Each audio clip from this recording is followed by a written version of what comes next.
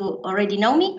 I am the project coordinator of finMED for the Directorate for the Environment, Energy and Land Use in Piemonte region. I am here today with Silvia Loffredo and Sara Braccio, the two Piemonte region colleagues, and with Angela, Elisabetta and Marco from our technical assistants. First of all, obviously, I would like to thank you very much, the speakers who agreed to participate in these informative sessions today. Thank you also to the participants. Most of the participants are from female project partners, but I think that some of our partners also succeeded in involving your representative from their own regions or managing authorities. So thank you for being here today. I do hope it will be, this informative session will be interesting and useful for everybody.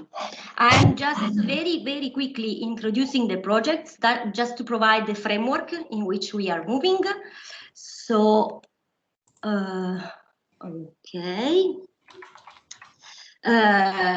finMED is a project financed by the Interreg Med program, you know. It has the objective to study, test, transfer and capitalize concrete solutions to sustain financing of innovation for green sectors, working through two parallel paths. From one side, working with clusters and business support organizations to devise innovative services for SMEs in order to help them to better access to finance. And the second path is to work with the regions managing authorities, regional public authorities, in order to improve the delivery of policy and strategies for green growth financing. So in the first path of activity, we have been working obviously strictly with clusters and business support organization. We developed a support service tool that it is a device to be used by clusters and business support organization to help SMEs in better and improve access to finance. We have been testing this support service tool throughout our partnership area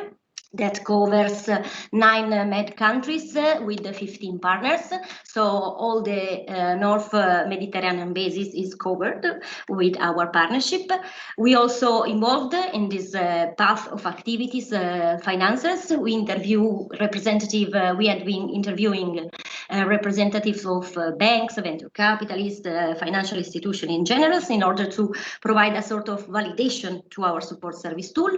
We also organized business to finance meetings in all the regions involved in the projects, and also a tool has been developed as a, let's say, reaction to the COVID-19 situation. So Roberto from Ivase will speak about this tool later on. The second, sorry, it is stuck. Oh, sorry. The second, let's say, area of activity cover regions and public authorities, and in this field we have developed a capacity building tool to improve innovation financing in green sectors. It is targeted to staff of regions, public authorities, managing authorities, in order to provide a basic knowledge about financial instruments and the financial instruments integration into European structural funds operational programs. We tested this capacity building tool in our partnership years. We identified gaps, and also we try to work on concrete experiences inside our partnership, sharing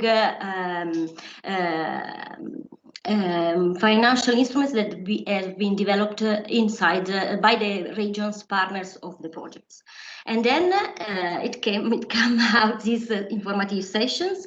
It is the idea is to move a step forward towards this path, so to increase the knowledge and to keep on learning regarding the financial instruments and financial instruments for sustainability and SMEs. This is the agenda of today. So the informative sessions has not pop out from nothing, but it is let's say a step of our activities.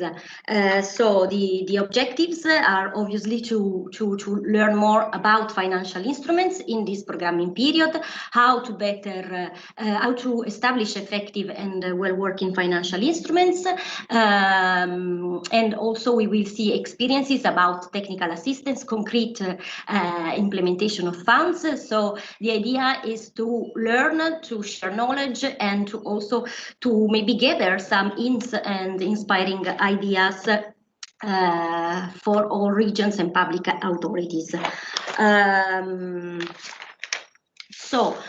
Before to leave the floor to our speaker, I would just ask the speaker to respect the time assigned.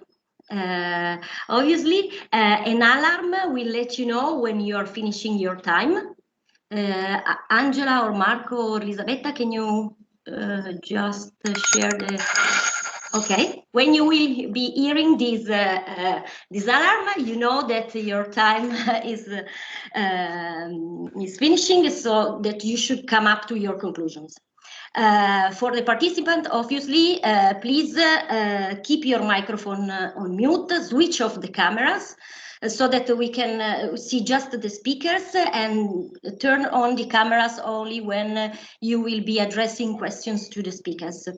Okay, last information, if you want to ask a question to speakers during the question right, you have seen in the agenda that after each presentation or a couple of presentations, we dedicated 10 minutes for question and answer. So if you want to ask a question to our speakers, please reserve your turn, raising your hand. There is the hand icon in the control panel. So if you want to speak with the speakers, just use that function. Otherwise, for any other technical issue, please use the chat, so that our technical assistant can help you and provide information. For example, if you want to know where to find the presentation, etc., we will share everything, but address these issues through the chat. Obviously, we are recording this session. I think that we can leave the floor to our speaker, because the agenda is very tight. So I'm going to start with our first speaker, Anna Zurek from the European Investment Bank. Anna is a member of the FICOMPASS team at the European Investment Bank since 2015. FICOMPASS is an horizontal advisory platform on shared management financial instruments. It is provided by European Commission in partnership with the EIB. Anna is involved in a variety of advisory activities of FICOMPASS related to financial instruments, especially under the ERDF funds and cohesion funds. So with Anna, we are going to learn more about what's going on about the financial instruments in this programming period, 2021-2027. She will also share with us some implementation options, some concrete examples of financial instruments for sustainability. So Anna, the floor is yours. Can you please switch on your micro and camera? And yes, hello everybody. Okay. Hi. Okay. Okay. Good morning, Anna. So, if we can have the first slide, please. Yes. Just a moment. So welcome everyone, and thank you very much to the organizers for these introductory words and for inviting us to speak at this informative session. And as it was mentioned, we will briefly explain to you in this presentation what is new for shared management financial instruments and in the next programming period or in the new programming period, and as well what support is available for stakeholders considering to become involved in financial instruments, especially in the field of innovation and green projects in SMEs. And I just wanted to mention that I am joined here by my colleague Desmond Gardner from the FICOMPASS team, and together we will try to answer any questions that you might have throughout our presentation. And I am also joined by our colleague from the Rome office, Fabio Piazza. So we are here, three of us, I think. And so let us begin. So if I may have the next slide. we wanted at the beginning, just for perhaps some of you are unfamiliar with FICompass. So if you plan to build your knowledge on shared management financial instruments, I strongly encourage you to visit the FICompass website. As it was mentioned by Elisa, we are a horizontal advisory platform on shared management financial instruments. This term shared management financial instruments you will hear in the next programming period very often, because this basically replaces the notion of European investment, European structural and investment funds, so easy funds. So now the nomenclature is shared management financial instruments. And FICompass is, as mentioned, provided by the European Commission in partnership with the European Investment Bank. And we have been launched in 2015. So that means that throughout the last years, we have gathered an impressive library of resources that are available for everyone on the website. And we consider ourselves as a one-stop shop for all relevant resources on the shared management financial instruments. And this includes publications of a variety of sorts. That means that you can find on our website all the regulatory framework regarding financial instruments, market studies that we elaborate, and as well a number of case studies that are, in our view, very helpful for practitioners in to illustrate how financial instruments have been set up in different member states and regions.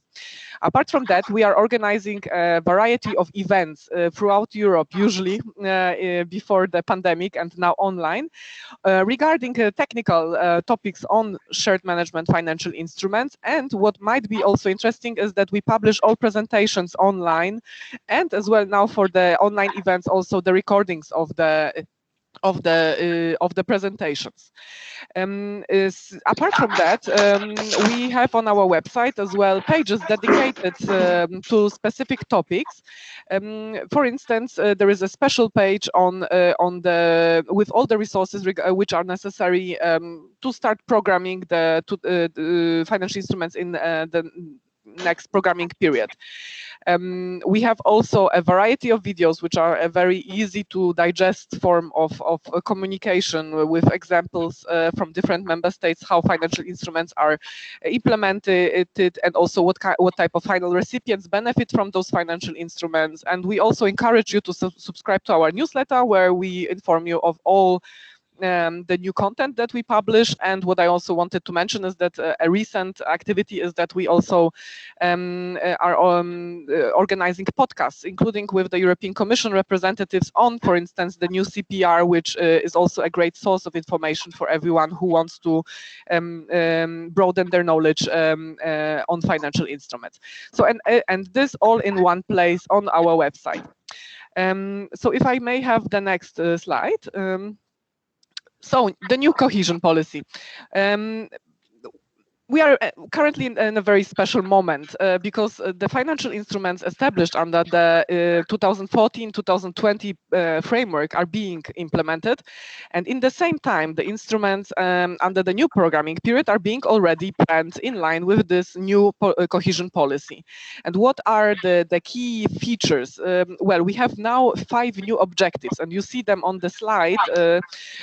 So we have smarter Europe through innovation, digitization, and also support to small and to SMEs. Then we have greener carbon-free Europe, implementing the Paris Agreement and investing in energy transition, renewables, and the fight against climate change. We have a more connected Europe, including strategic transport and digital networks. We have a more social Europe, and we have a Europe closer to citizens. So these 5 objectives will in a way replace the so-called thematic objectives, so the TOs, that the investment priorities that were set for the 2014-2020 programming period. And a great feature of this new cohesion policy is that there were introduced 80 simplification measures by this new common provision regulation, which I will now use the abbreviation CPR. And how important this simplification is shows already that already the introduction to the new regulation states that administrative simplification is a key objective. Simplification is important because the EU resources need to be able to arrive quickly to the real economy. And for financial instruments, simplification is, of course, even more important in order to attract private investors to co-invest along the EU resources. So the simplification aims in general to cut the red tape, to facilitate synergies and to avoid duplication of checks, and making the use of cohesion resources, so the EU resources within the cohesion policy, easier for businesses and entrepreneurs to use. And the third point that I wanted to mention here is that it is clearly stated that within the new cohesion policy, it is expected that there will be an increased use of financial instruments or the shared management financial instruments in 2021-27.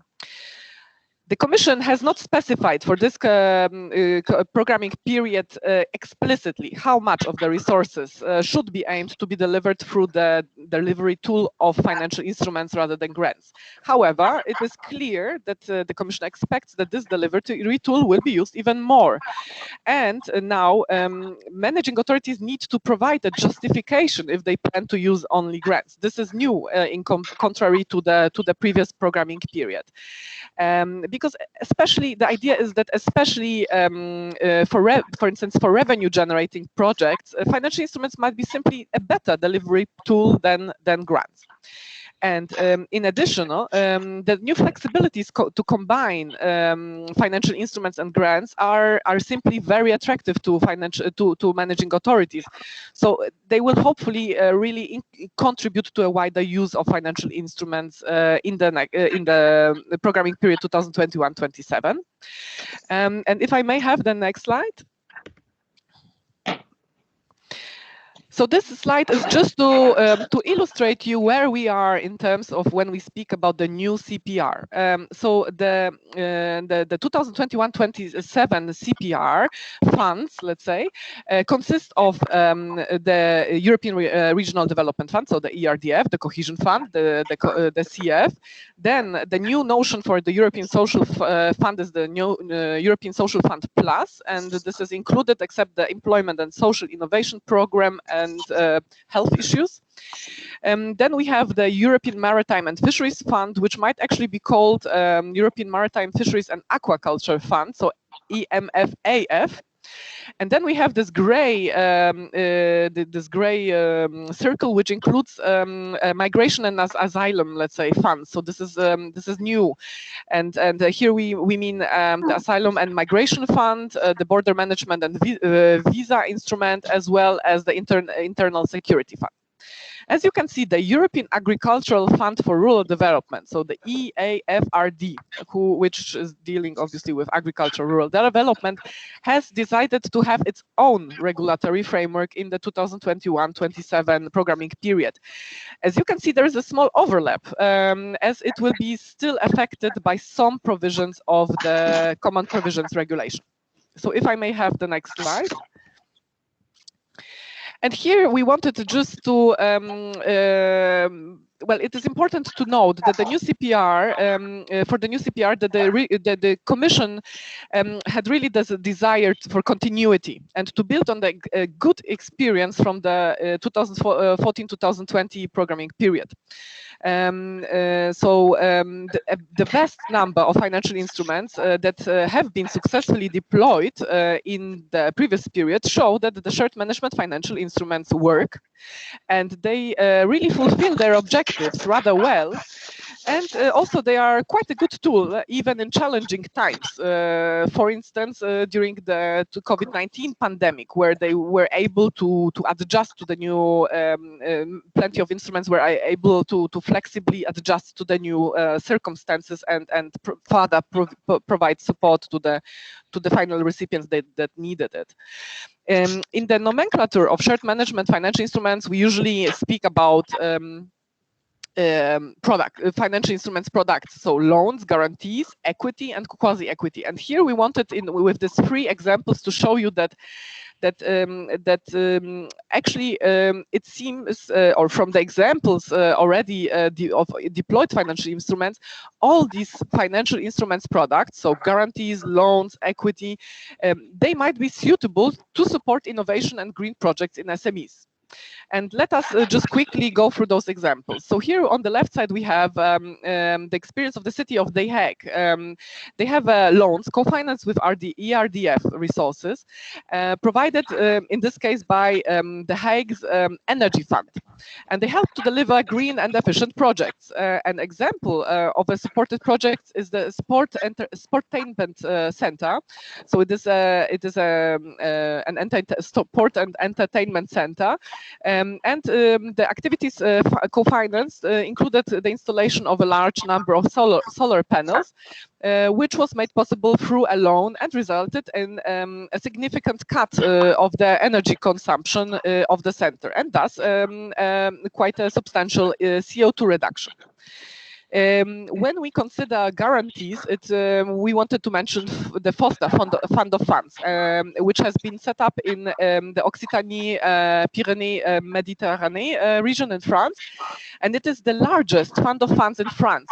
It aims to mobilize up to 1 billion euro of finance by facilitating access to finance to SMEs. And it has actually 4 different financial products. And it includes a first loss portfolio guarantee for SMEs. And this guarantee instrument aims to mobilize overall around 800 million euro to SMEs, as it will attract significant additional resources and have a high leverage factor. So this is pretty impressive. And lastly, of course, equity is a great way to provide equity to support SMEs and their green and innovation projects. And here we wanted to mention the MURE RDI financial instruments. They are really a great example on this, and we will hear later from the colleague from EQUITER probably more about this. And it is really great that really innovative companies benefit here from the support, and it is a great example that shared management financial instruments really help filling this financing gap that the SMEs have. So if I may have the next slide. So just here briefly, why should we use financial instruments and not just stick to using grants? Of course, there is plenty of knowledge already and expertise on implementing financial instruments in the Mediterranean area, and I'm sure that many of you are already very familiar with the benefits. So I will not go through all of them. I just wanted to emphasize 2 of them actually, and one of them is the leverage potential of financial instruments. And financial instruments can act as a catalyst and help attract additional resources which are available on the market and to co-finance, for instance, green and innovative projects. So this is a huge benefit that the financial instruments have. And another potential is this the potential of the combination of financial instruments with grants in a single operation. And this we will discuss in more detail in the next slides, but this is also a substantial benefit currently to using financial instruments. And next slide, please. From the perspective of financial instruments, it is great that in general, the framework changes are not groundbreaking in this programming period. So where the framework has changed, actually, it seems that lessons have been learned from the previous programming period, and that the Commission really listened to the managing authorities, and it seems that it has that the framework has changed actually for the better. So this is a really great start for this programming period. And just a few words, maybe you might be interested where we are actually with the new CPR. So there is a proposed text which have been agreed by the European Parliament and the Council, I think in December of 2020. And this text is currently, so we are right now in mid-March 2021, with the lawyer linguists of the European Commission. So there might be still some tweaks in terms of, for instance, numbering of the articles, and you might have seen already internally a version circulated. So informally, we have heard that although the titles of the articles might not change, but there might be still some changes in the numberings. And it is expected that in June 2021, we will have a final version. And if I may have the next slide. So just quickly, what are the, so there are several novelties related to the new CPR, and as I mentioned, many topics will be actually very similar to the previous programming period. In terms of and I would just wanted to briefly discuss two of the novelties. One is about regarding the programming itself and the new intervention rationale, and this is very relevant because we are currently in this very programming moment. And the second topic is are the new flexibilities for combination of financial instruments and grants in a single operation that I mentioned earlier. So if we can have the next slide.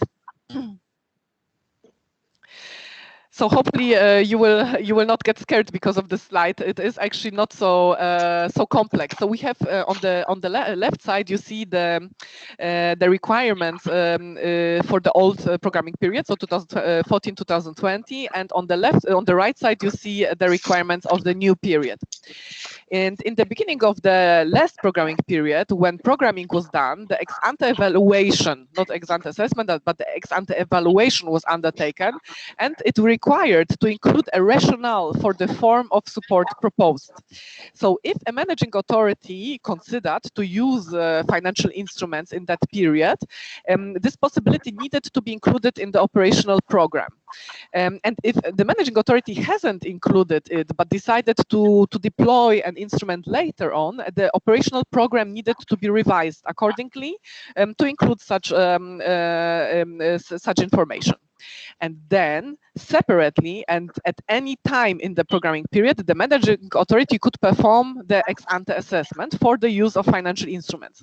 And it consisted of you can see it in the slide, of the market assessment and the investment strategy, and all in all in total of 7 different steps. And it was quite a complex and very comprehensive exercise, which was very helpful, but it took some time.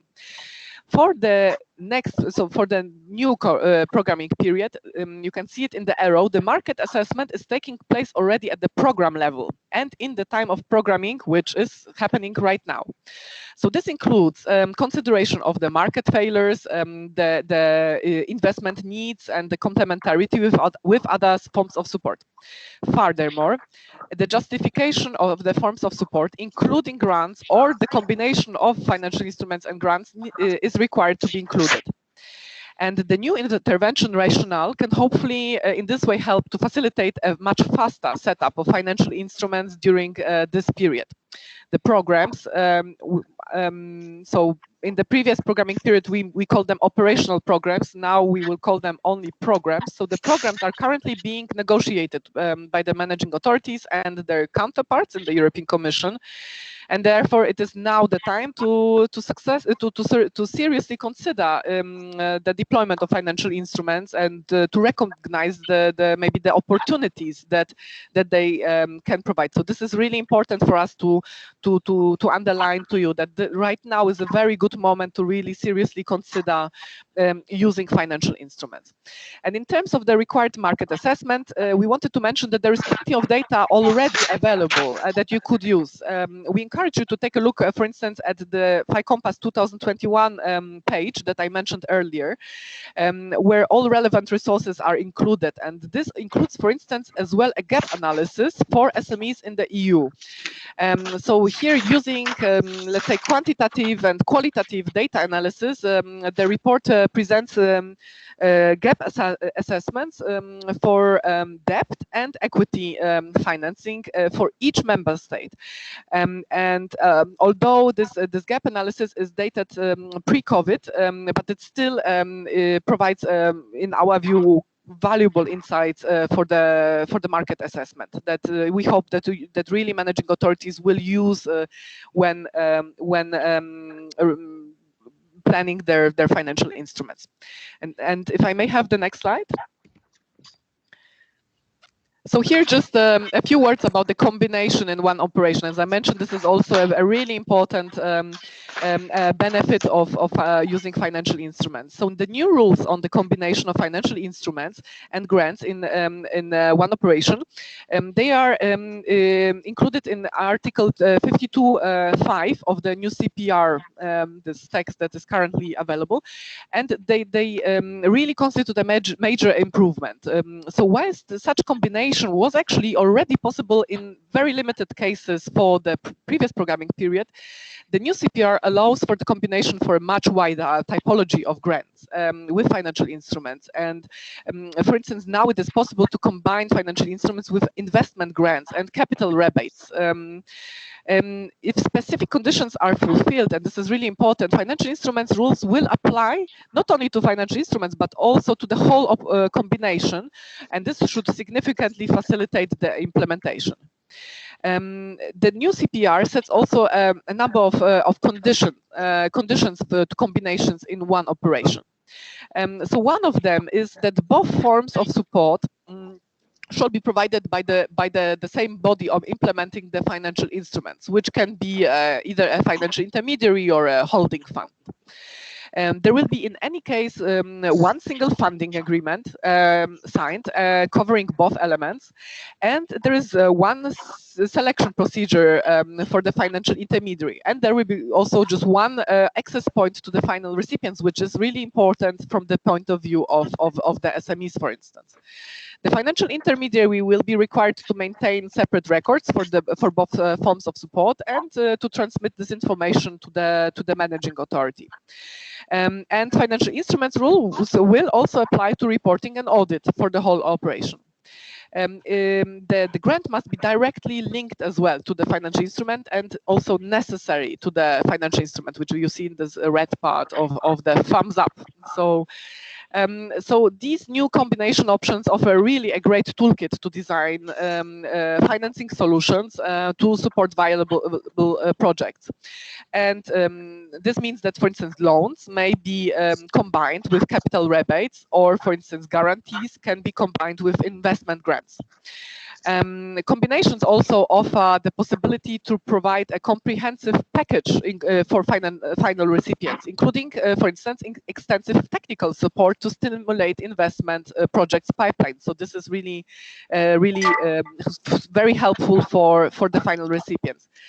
And moreover, what is also possible is that the grant intensities may be adjusted according to the needs and characteristics of the individual projects or final recipients. Where do we see the potential in terms of the sectors for this kind of combination? So energy efficiency is a great example, research and innovation as well, urban development, and also social economy might make a great use of those possibilities. And if I may have the next slide. So here just a couple of words on the ex-ante assessment. So generally it can be said that it will be a much simpler process in the future. And one of the most important simplifications of the new CPR is that we have a more streamlined ex-ante assessment with fewer requirements. But at the same time, it focuses on developing the most important aspects of the investment strategy for financial instruments. And the only minimum necessary requirements are to include the amount of program support, the expected leverage, who will be actually the final recipients, what will be the financial instruments products, and how the financial instruments will contribute to this overall program objectives. And what does it mean in practice? So really important message here, the managing authorities can update the existing ex-ante assessment or just use the existing ex-ante assessment if maybe they do not need an update. So they do not need to redo this complex exercise all over again. So I hear that I need to speed up. And also to mention here that there is no single ex-ante methodology compulsory or recommended, and the managing authority can choose their own methodology. So if I may have the next slide. In terms of the implementation, so here basically the implementation options from the previous programming period are remaining as they were. So we have the direct management. So for loans and guarantees, the managing authority has still the possibility to manage the instrument themselves. And then we have the option of shared management, and this includes, of course, the two options. So so first of all, maybe to mention that the shared management here means that that the instrument is managed by a body implementing financial instrument, so a third party under the responsibility of the financial instrument. And there are two options to do that. One option is the single layer structure, so where we basically have the managing authority selects the financial intermediary, and then the financial instrument, the financial intermediary provides the products to the final recipients. And the other one is the umbrella, the fund of funds or the holding fund structure, where we have a fund of funds manager. So here it is important to say that the body implementing financial instruments, it can be a national public bank or institution, so we call them the NPBI, or a different financial selected body, or it can be also the fund of funds management can be also entrusted to the EIB group or a different IFI. And it is really important that the managing authority really makes here an informed decision depending on their priorities. If they want to build their own expertise, indeed, direct management, for instance, or the shared management in the single layer structure might be suitable. For the direct management, it is to be said that the managing authority would need to have the necessary expertise and the capacity as well, for instance, to be able to appraise loan applications or decide on the level of the guarantees. So maybe not all the managing authorities have this kind of expertise. And if the managing authority would like to implement a rather complex instrument with a trusted and knowledgeable partner and relatively maybe fast, maybe a good idea is to entrust to have a fund manager like their own NPBI, or to entrust it to an IFI or the EIB group, which I mean by that the EIB and the EIF. And the FICOMPASS case study showed that a number of examples of different implementation options chosen for different financial instruments. So we encourage you to read some of those case studies to really get the picture. And if I may have the next slide. So here, just I wanted to mention we of course don't have the time to go through all the new novelties, and maybe some provisions will indeed be quite new. For instance, the payments regarding payments and reporting, there are changes, and auditing and management costs and fees, generally in the direction of simplification, while as other provisions, for instance, on the reuse of resources, the differentiated treatment of investors. There are no groundbreaking changes. So if I may have and maybe here just to mention that the regulation is generally less detailed, and this was deliberately decided by the European Commission to give more freedom to the managing authorities to set up the financial instruments. And the European Commission does not intend for this programming period to issue any delegated legislation or guidance as they did for the previous programming period. So the Commission, in case of there are specific technical questions, just asks the managing authorities or member states to approach them by sending in the questions. So if I may have the next slide. So here, just we wanted to show you that FICOMPASS has a number of case studies that are that are presenting financial instruments through in all across the EU that cover the aspects of innovative and green projects in SMEs. So we have for instance, the CAP3 in France, and ERDF supported equity and quasi-equity financial instruments. We have so this is here that the financial instrument was developed to to help the region to become the first carbon neutral region in France, and the final recipients here are SMEs, mid-caps, and special purpose vehicles. Then we have, we wanted to mention the Green Tech Fund in Sweden. It's an equity instrument managed by the most active investor in Sweden, which is called Almi Invest, and it focuses on climate smart investments that reduce CO2. So that we have, as Compass elaborated, an ex-ante, a publication about the ex-ante assessment that has been done here. We have the MUR, the RDI financial instruments in Italy, that is really a great example to finance innovative companies that benefit from the EU resources. And we also have we're just preparing a written case study about that. Then we have, for instance, FOSTA as well that I mentioned before. And then we wanted to just raise your attention to the topic of the residential energy efficiency financial instruments. So what can actually financial instruments here provide? And we have a case study from Lithuania about such a combination instrument that we really encourage you to have a look at.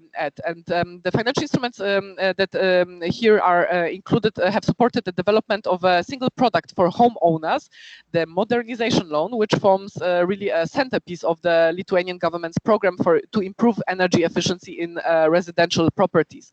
And what is here very interesting is that the grants are used in combination with financial instruments to fund technical support to the final recipients, interest rate subsidies as well, and capital rebates in a kind of a one-stop shop service. And it was really key to the successful delivery of the program. So especially in view of the EU renovation wave, it is really clear that it is clear how important and helpful such forms of support for final recipients can be actually that are provided by such combinations. Maybe just so there is also a case study about from the Czech Republic that might be relevant as well. And Business Max in Poland is also, we wanted to mention that we are just writing a case study about that instrument as well. So this is an ERDF co-finance guarantee instrument supporting innovation and green projects in SMEs in Poland. So it might be very, very interesting once this publication is online. So we hope that you will enjoy the reading. And it is actually an SME instrument, so a TO3 instrument that and its scope was broadened with a second guarantee line. So apart from the innovation aspect, there was a second guarantee line for financing green projects in SMEs in 2019 added. And so far, 58 guarantees were provided, and this constitutes around 10% of the overall guarantee portfolio. So here, what is financed is, for instance, small photovoltaic plants for the own use of the SMEs, heat pumps, e-mobility, and it's also an instrument that is combined with interest rates subsidies in a very interesting mechanism, because the subsidies are used as an incentive for final recipients if they paid correctly back the loan. So we really encourage you to have a look at our website and read or have a look at those case studies. And if I may have the next slide. So here we have a video, but maybe we can just continue with the slide, and maybe if we have a little bit of time. We wanted to, because it is really important to think, and we wanted maybe to discuss with you as well, what are the lessons learned really from the previous programming period. And there is no definite number of the lessons learned, because the deployment of each individual financial instrument is really connected with an individual learning curve of all the stakeholders involved.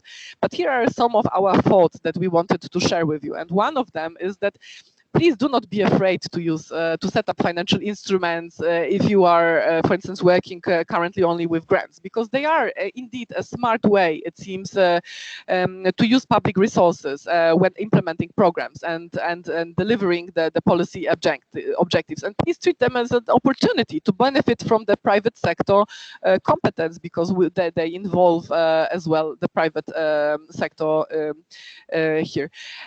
Second point is timing. So as we mentioned, the programming is happening right now. So it is really important to start now and not tomorrow to consider using financial instruments. And what is also important to say, it takes time to set up a financial instrument, although it might be faster in this programming period. So also, if if this process is taking very long, market conditions change fast. So we saw it, for instance, in this pandemic. Third point, communication and middle office. So here, well, involving the different stakeholders is really key, and that's why we will recommend really to open early the dialogue with potential financial intermediaries and also other partners that might be part of the instrument.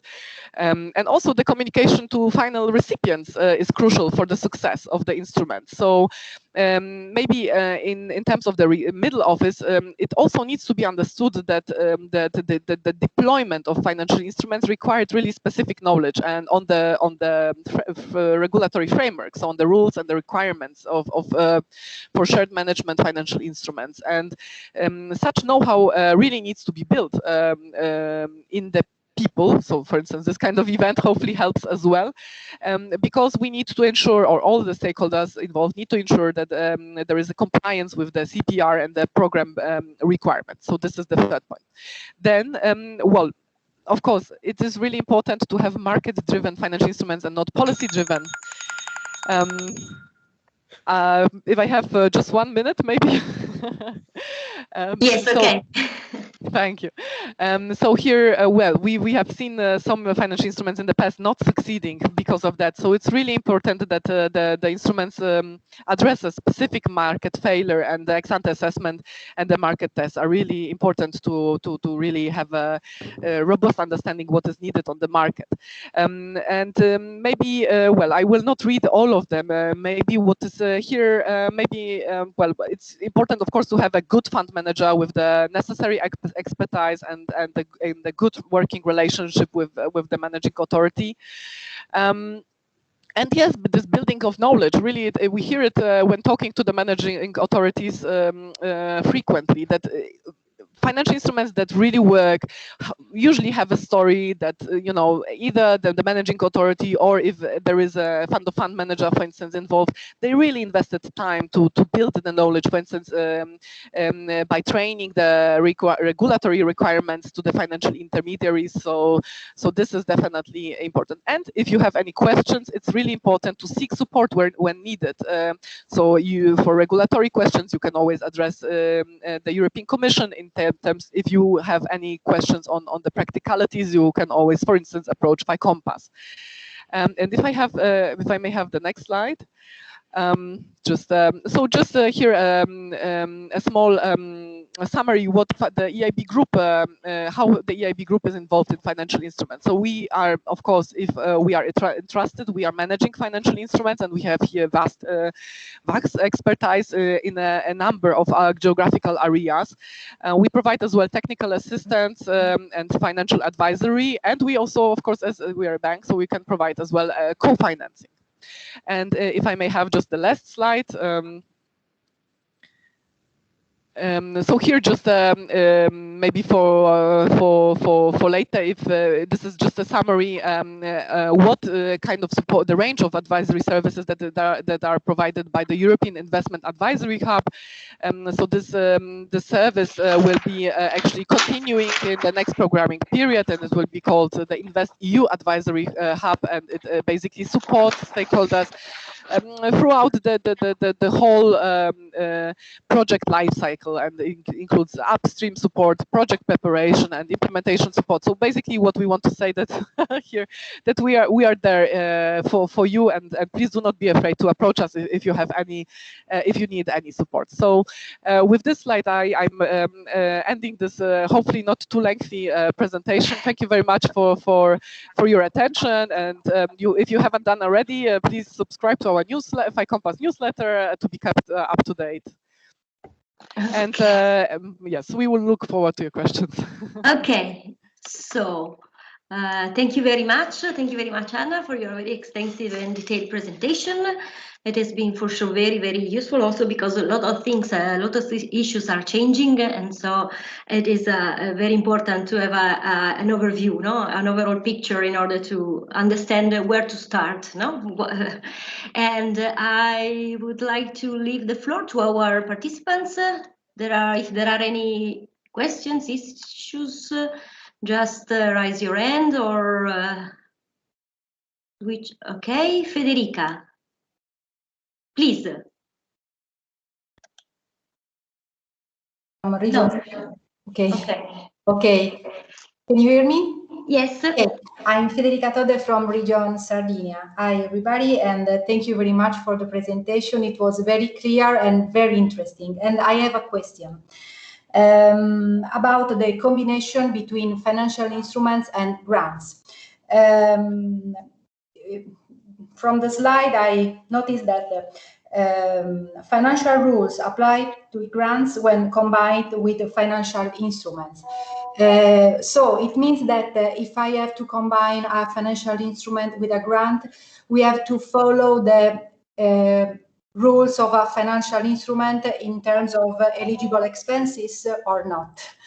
Because the big deal between financial instrument and GBR, for instance, is that they have different eligible expenses. And in the majority of cases, with a financial instrument, the rule of eligible expenses are more are less stricter than GBR. So this is my question. Thank you very much. I know it is clear. Okay, my question. Yes, I just was wondering because my colleague Desmond, he was actually elaborating the knowledge hub and as well a report on the combination that will be soon published. If that's are you there, and are you maybe interested in taking over this question? Hello, I'm here. Yeah, can you hear me? Hello. Thank you. It's a really good question, and it goes to the heart of the Commission's thinking, I think, about combination in this way. The short answer is yes. The financial instrument rules apply, and so the rules around eligibility and everything would be exactly the same for the grant as for the loan or the other investment that might be being made by the financial instrument. And also, I think really helpfully, the grant can be provided up front because the financial instrument rules apply. So, traditionally with ERDF grants, they are defrayed in arrears. You have to demonstrate the eligible expenditure has been incurred before the grant can be paid. Well, that isn't the case for grants when they're combined in a single operation with a financial instrument under the new CPR. So there's a lot more flexibility in terms of how you can use grants if it's in a combined operation with financial instruments than under the other format. I will just say it is also still possible to have grants as separate operations operating under the ERDF grant rules, which can also complement and work alongside financial instruments. But this new novelty really does, I think, extend the scope of using grants when they're supporting, and of course, as Anna said earlier, directly linked to a financial instrument operation. Does that help? Does that answer the question? Okay, thank you very much. Beneficiary will be very happy for that. Okay. I see another hand raised. I don't know, is there ERDF Western Macedonia? If it's Joanna or who is there? No, Valantis. Okay. Hi, Valantis. It's Valantis. Okay. Good morning. This is Valantis from CERT, and we do implement finMED together with the Regional Development Fund of Western Macedonia. Just a very short question to Anna. Do you, since we are talking about the territorial cooperation, if we are talking about project finMED, is there any diversification in mindset when we are talking about the various countries which are participating all over the Mediterranean? Meaning, since you have some branches in Greece or in other countries, do you have noticed some kind of changes or diversification in the methodology applied when it comes to the financial instruments? I'm not sure if yes. So, well, here we have definitely what can be seen is that financial instruments are already. This is already, I think, the third programming period where in this region financial instruments are considered, and there is plenty of financial instruments that are being deployed. Some of them are deployed directly with the national authorities, while as also for the Mediterranean area, it can be also noticed that a number of instruments are being implemented with fund-of-fund structure, and that for instance the managing authorities are approaching us, the EIB group, to manage the funds for them. So we are always very happy to help. And we do have the experience that we have featured a number of financial instruments from this region. So we have, for instance, financial instruments from France, from Italy, from Greece, and they are great examples. So in my view, what we have seen here is there are of course diverse because they address different market failures. Some financial instruments, are more in the direction of the classic financial instruments, the TO3 financial instrument to support SMEs with loans, let's say.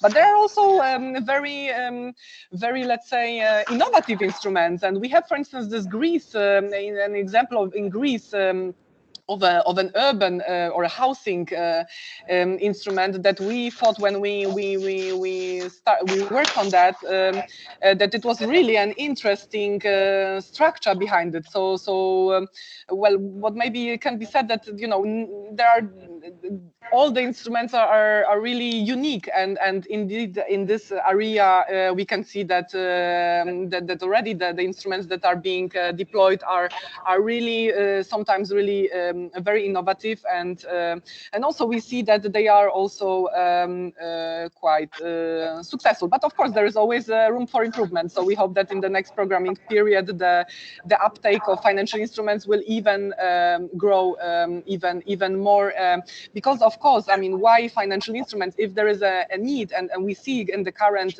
situation there is definitely a market failure that can be addressed through financial instruments. So we will see how what kind of instruments will be then well, starting soon with the new cohesion policy resources. Okay, and one last question, please.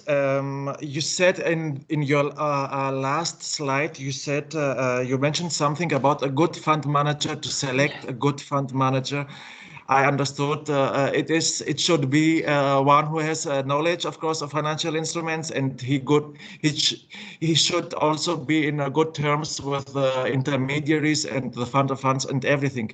Just some kind of more information or clarification on on the quality of this fund manager, since since we have here a lot of managing authorities. Yes. So, well, that's why in the slide it is actually put in brackets, because it's really hard to say what is a good fund manager. And I guess that the managing authorities need very often to make their own experience. But well, what can be said is definitely that, well, really it's important to see the quality of the staff as well. And the fund manager has really, first of all, that they have an understanding of the regulatory framework that is really really important. Yeah, and the second thing is, of course, that they have a very good knowledge of the market, because they need to be then selecting, for instance, financial intermediaries, and if the instrument is, I mean, supposed to be deployed quite fast, that would be probably the an important factor to have this kind of this market knowledge. But very often, you know, it's also maybe a political decision, but it should not be. It's really important for the success of financial instrument to really think who will be the fund manager. And yeah. Okay. Anna, sorry, it's Desmond here again. Can I just add one very last thing to that question, just for yes, everybody? If you can be very quick. I will be very quick. There's a lot of expertise that's been gained over the last two programming periods about how to select fund managers, and certainly colleagues from the EIB group who've done a lot of work with that. They shared with the Fee Compass team through some case studies last year the kind of criteria they use in those selection procedures. So if you looked at our case study for La Réunion, for example, and the Foster case study, you will see in there some detailed criteria that were used to select fund managers. And there's also a Knowledge Hub report on selection that we've published in the last year. So they both give very practical, on-the-ground experiences based on expertise from EIB Group and from other colleagues as well. So there's some good information there if you want to follow that up. Yes, indeed. That's really a great advice, actually. Thanks, Des, because this is really, really super helpful. Yep.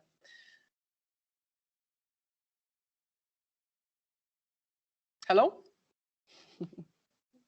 Thank you. Okay, sorry. Okay, perfect. Thank you very much. So we will have another last session for question and answers at the end of the session. So if there are any other participants who have in mind some kind of issue to ask, just keep this for the end of the session. So thank you very much, Anna. Thank you also, Garmon, for your presentation and your very useful information that you shared.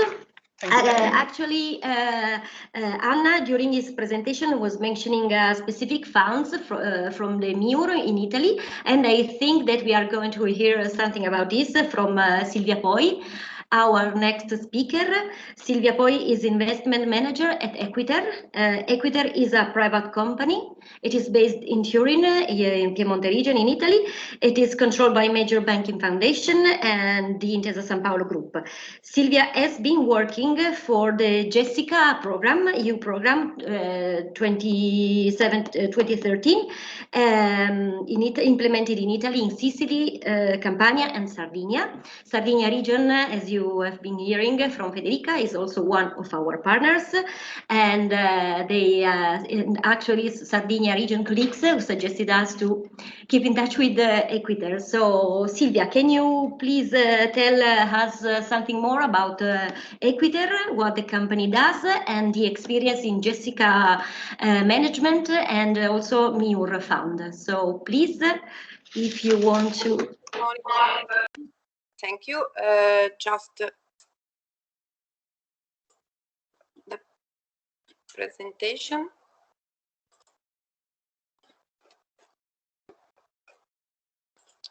Okay.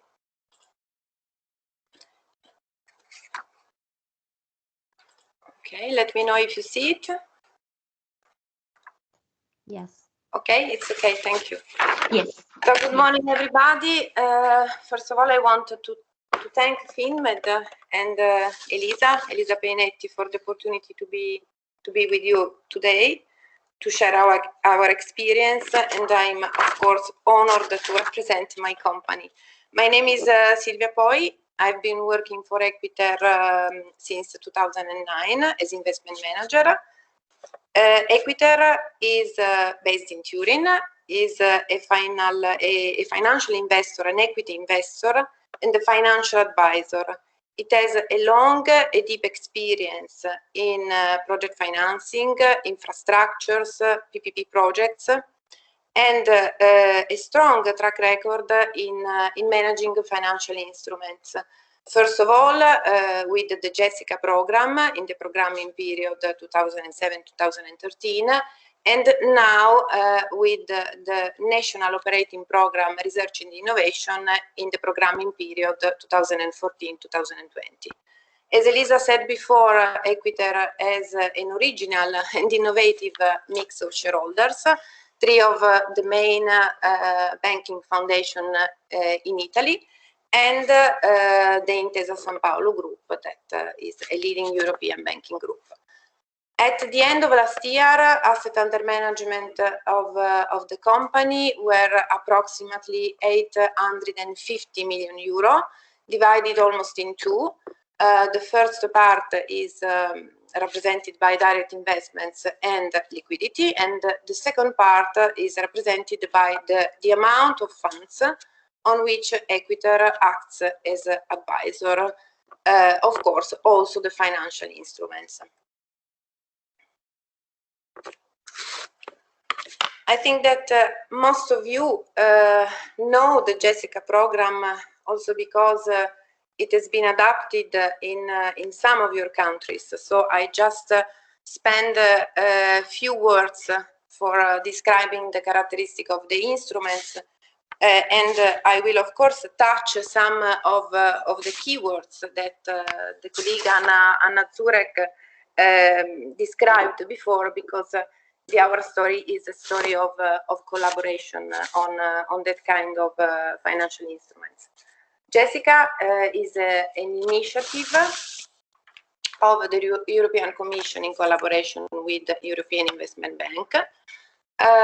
It has been developed to support urban development projects, and was a new way of using structural funds that were already in the availability of the regions, and it has been adapted for the first time during the programming period of 2007-2013.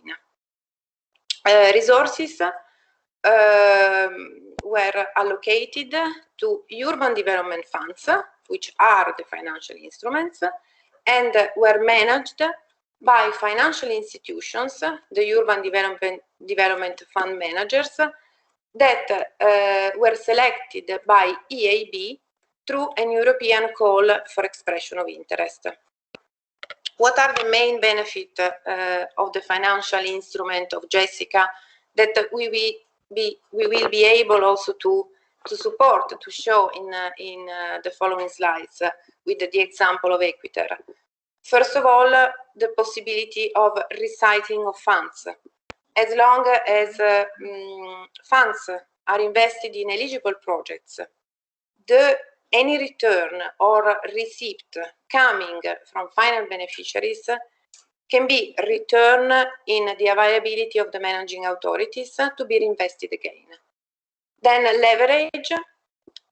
Financial instruments can attract public and private contribution, given the lower risk of projects and the long-term nature of this kind of funds. And third thing, the expertise, the contribution coming from the expertise of the banking and the private sector. We will see in the next slides, in the experience of EQUITER, how the collaboration with the financial advisor is important for public authorities. The private sector plays its role in the interest of the public sector, with the objective of maximizing funds allocation in financially sustainable projects, and so helping the recycling funding. Next slide, we just see a graphic representation of the same benefits that we described before. The important thing is that moving from grants to repayable financial instruments is a very important incentive for better performance.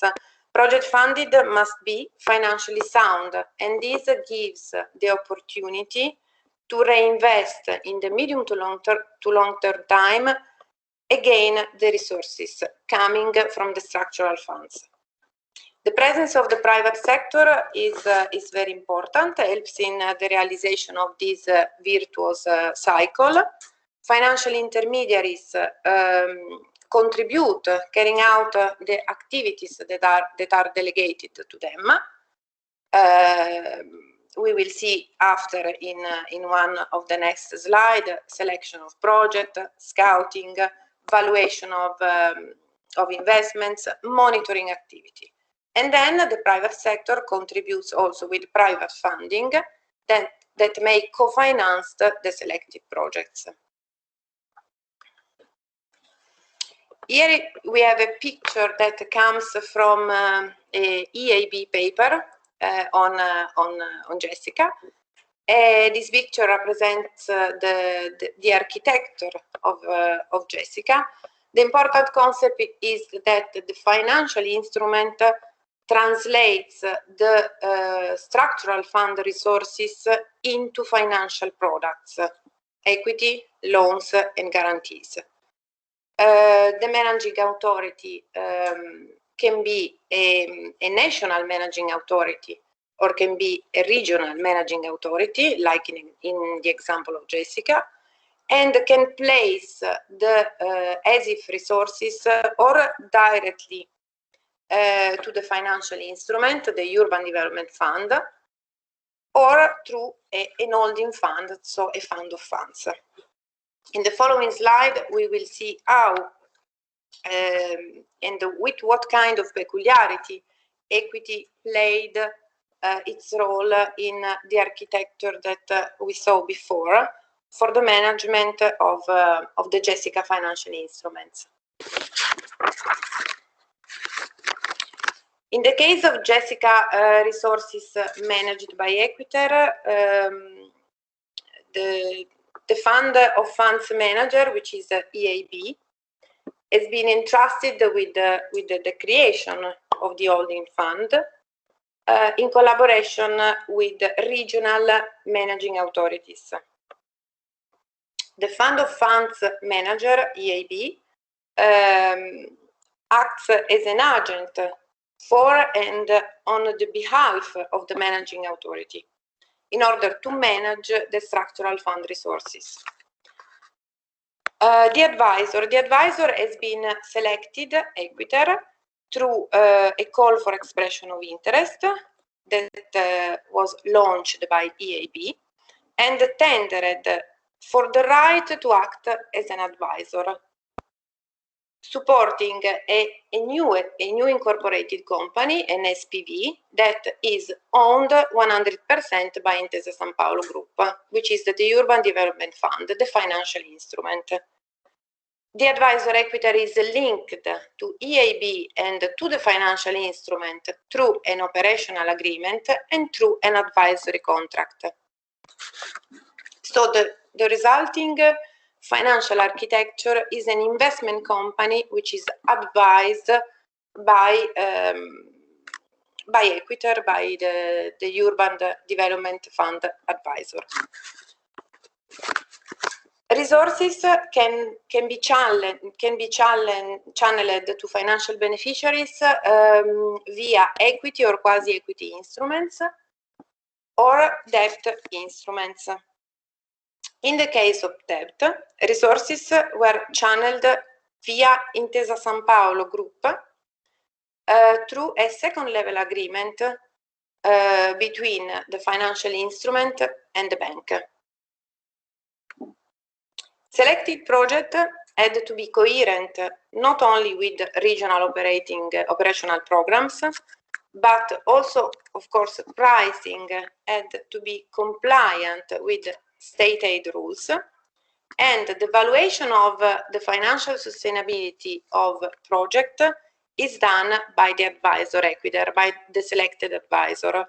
In case of debt instruments, the investment must be approved also by the ISP delegated bodies, not only from the board of directors of the financial instrument, but also from the delegated bodies of the bank.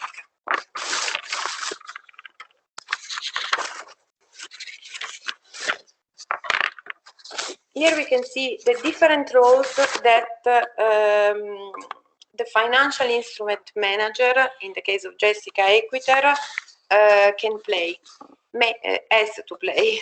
Scouting, so selection of projects, and structuring of investments.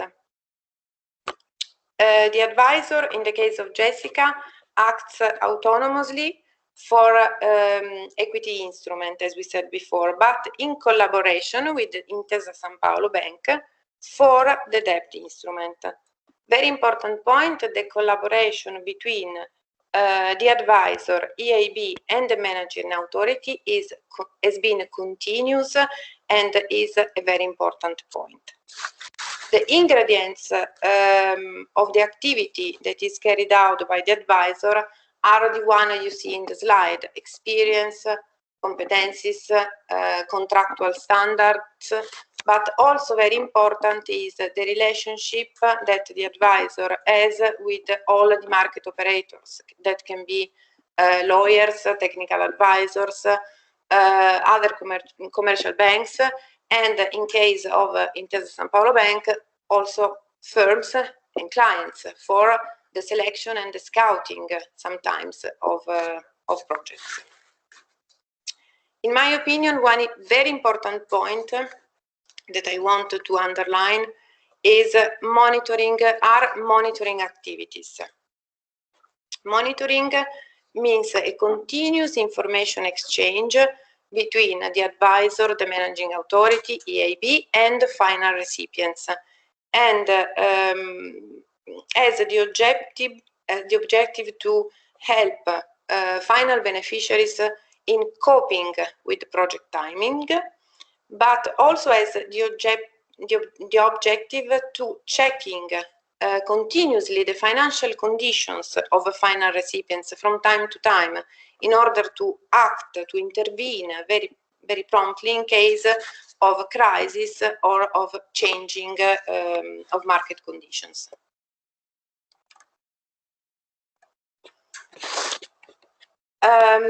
Jessica program has been implemented in 12 countries for a total amount of 1.5 billion euro. Italy has been the first country in terms of resources dedicated to the program, to the financial instrument, 22% of the total, followed by Greece, Poland, and Spain. In Italy, Jessica has been implemented in 3 regions: Sicily, Sardinia, and Campania. In each region, the resources of the holding fund, of the fund of funds, have been divided in 2 different financial instruments, for a total of 4 financial instruments dedicated to urban development and 2 financial instruments dedicated to energy efficiency. EQUITER has been the first fund manager in Italy in terms of total resources under management, 190 million euro, that were allocated in 3 different financial instruments: 2, Sicily and Campania, dedicated to urban development, and Sardinia, dedicated to energy efficiency. The resources are, of course, completely disbursed, and they allowed the realization of 57 projects. Let's see in the next slide.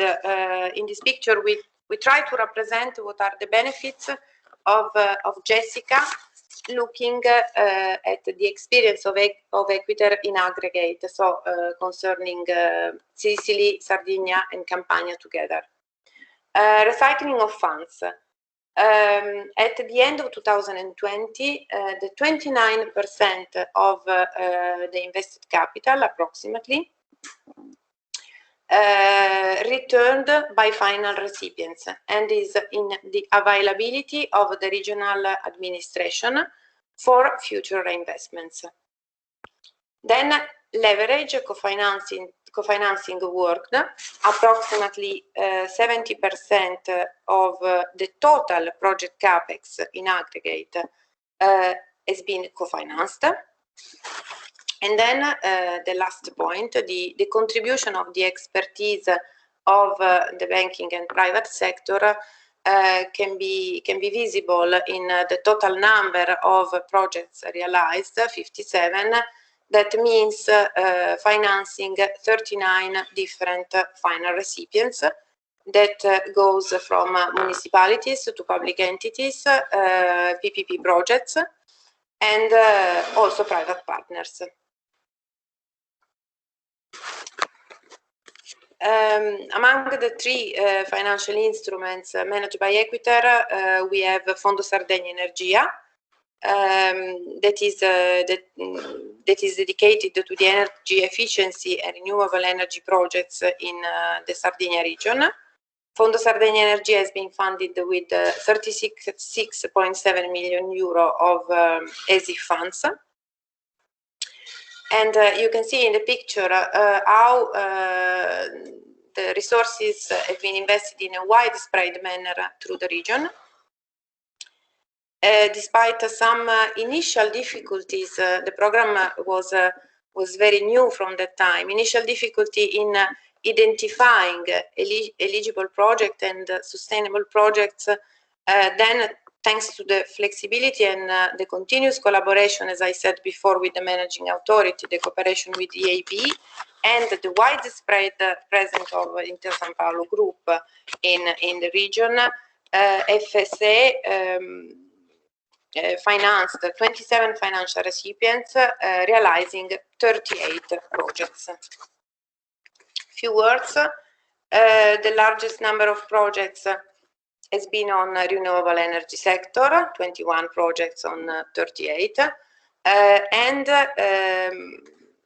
in public projects, 34 on 38, mainly municipalities. Municipalities have been financed also with very small amounts, starting from 100,000 euro. Looking at project value, we can see that the 38% of the total is represented by private sector. That is usually the major co-financer of projects. The presence of this kind of resources that could be allocated with a longer duration, 20 to 25 years, in comparison with traditional loan financing, contributed to reduce the risk of projects and to stimulate the capacity, the delivery capacity of the private sector. Here we have 3 examples of projects funded by Fondo Sardegna Energia. The first one is a private company.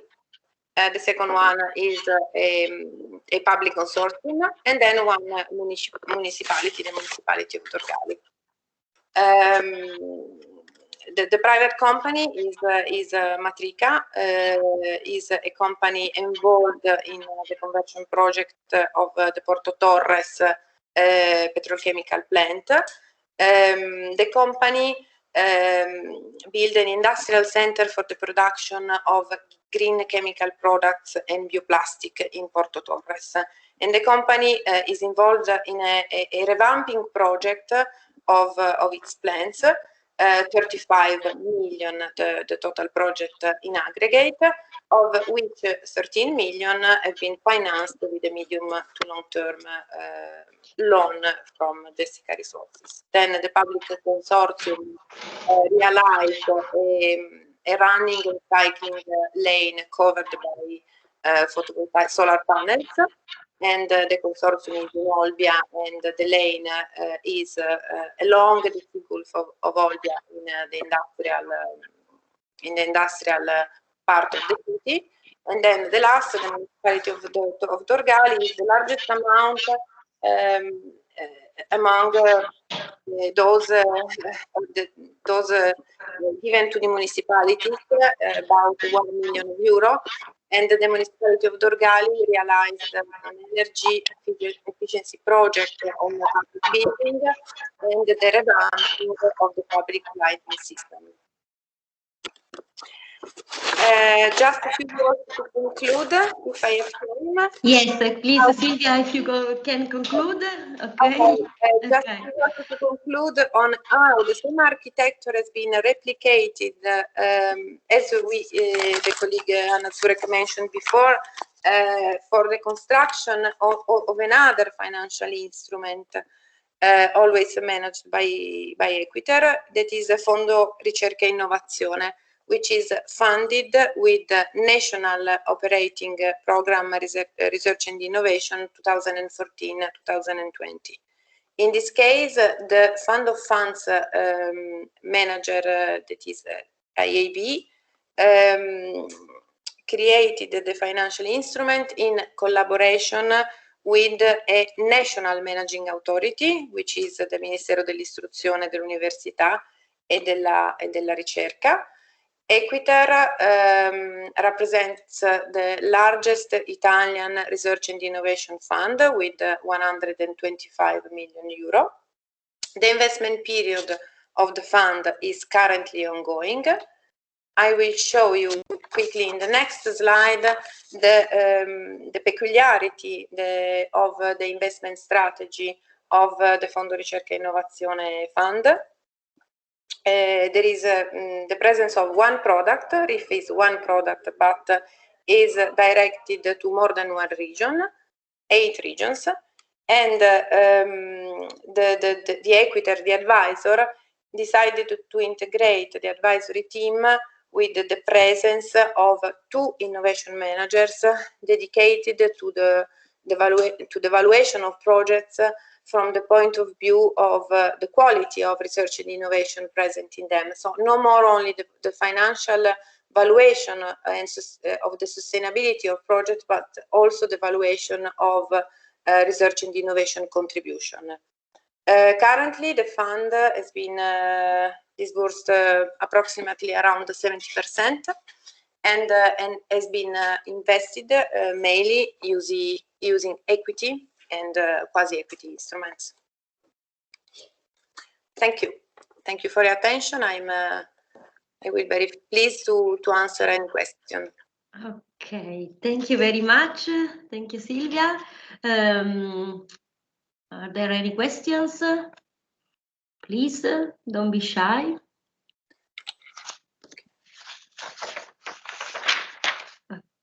No? Okay, Anna, please, yes. So thank you very much. Thank you very much for this interesting presentation, and it's really really interesting to hear your experience from the previous programming period, so from the 2007-2013, but also that you have decided as well to still become involved in financial instruments in the 2014-2020 programming period, and plenty of questions, but one of maybe of the question would be how do you generate how do you find the projects that you finance? Thank you for those examples, but maybe you can tell us you know, how do you collaborate with the final recipients? And then the question maybe from your perspective, what are the lessons learned from you know, managing EU resources? Too much you know, regulatory framework, or no, it's okay? Well, looking forward to your impressions.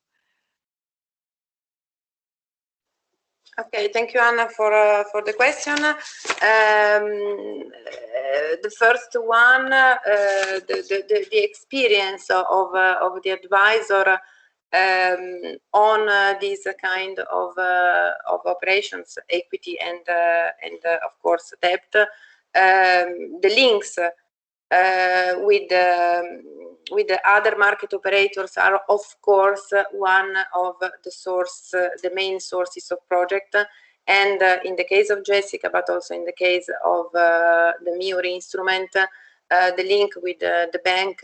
We know that Intesa Sanpaolo Bank has more than 5,000 branches spread on the territory. So the link coming from our usual network and the network of the bank is very important, but also the collaboration, especially for the Jessica project, with the managing authority, trying to select calls for these kind of funds coming from the territories. Was very important. Then the second question, sorry. On how do you select the projects that you finance? Okay, it depends on the type of investment. In case of loans, we use the same type of instruments that the bank uses on its clients. And in case of equity, the equity has been, as I said before, used mainly now for the management of the MUR product, financial product, less for in the Jessica experience. For the equity, we use the usual instruments to evaluate this kind of operation, even if you see projects of research and innovation projects, everybody knows that is very different. You must be patient in evaluating the business plan, the business plan of the counterparty, because they are usually projects that takes maybe 2 or 3 times to develop. Perfect, thank you.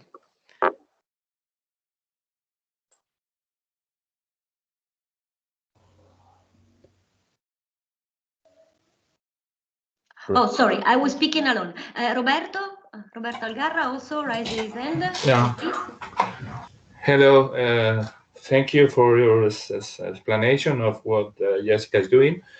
I have a long experience in bank management, and also I would like to focus on the real problem. When you use intermediaries, commercial banks, for intermediating the fund applicants the problem is who is going to evaluate the risk, because now we are not in a profitable rate problem, but we are in a problem of evaluating risk. And in my experience, the financial intermediaries are applying this funding to those who really do not need it, because it's the easy way. You are giving the money to those who are not risky. But the problem using public money is that you have to focus your effort to finance those who are in the valley, those who are in this lack of finance. And if you use intermediaries, in my own experience as a bank manager, is that they are going to take this money to those who do not really need this money. And the evaluation of risk is different from the public sector to the private sector, because you are using the money in order to make some tractor projects for your economy. And maybe you are going to accept more risk analysis than the bank system. And this is the real problem. I've been for a long working with the European Bank and European Investment Bank, or the ECO, the National Investment Bank, and they use commercial banking as intermediaries. And the problem is that the money is not going to those companies who are really tractors of the new economy. And it is especially interesting now in the post-COVID situation. That for this, I think guarantee funds are much more useful, because they minimize the risk to the commercial bank. So it's easier that the commercial bank can accept these risks of those social interest investment or public interest investment, and not commercial investments.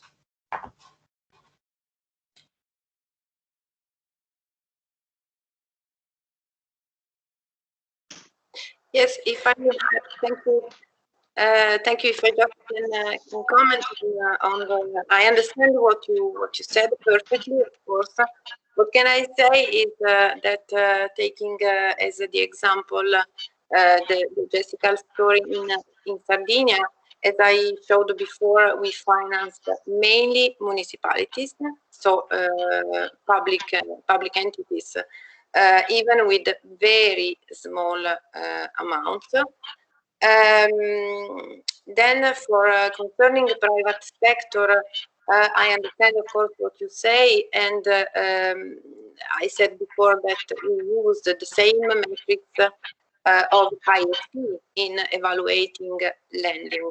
But we have to keep in mind that this kind of resources is slightly different because it allows the concession of loans with a duration that is longer compared to traditional financing. And in a lot of cases, these elements stimulated the capacity of the private final recipients to decide of implementing the project.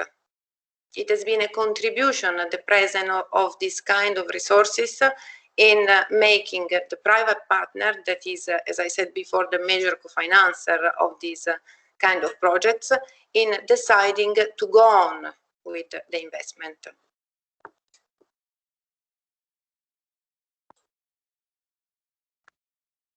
Okay, let's see if there are any other hands raised. No? Okay. No? Okay, so thank you very much, Silvia, for your presentation. So there will be a final question and answer session. So if any other participants have something else to ask you or some topic to address you, so please stay here with us. Okay, so Roberto was mentioning that a problem sometimes is to arrange financial instruments in a way that the beneficiaries that really need the financial instruments will receive them. So what is one of the elements that is crucial here is also the ecosystems that surround especially small and medium enterprises. We have been focusing our project activities on small and medium enterprises. So it clearly emerged that supportive ecosystem is crucial for the success of any financial instruments.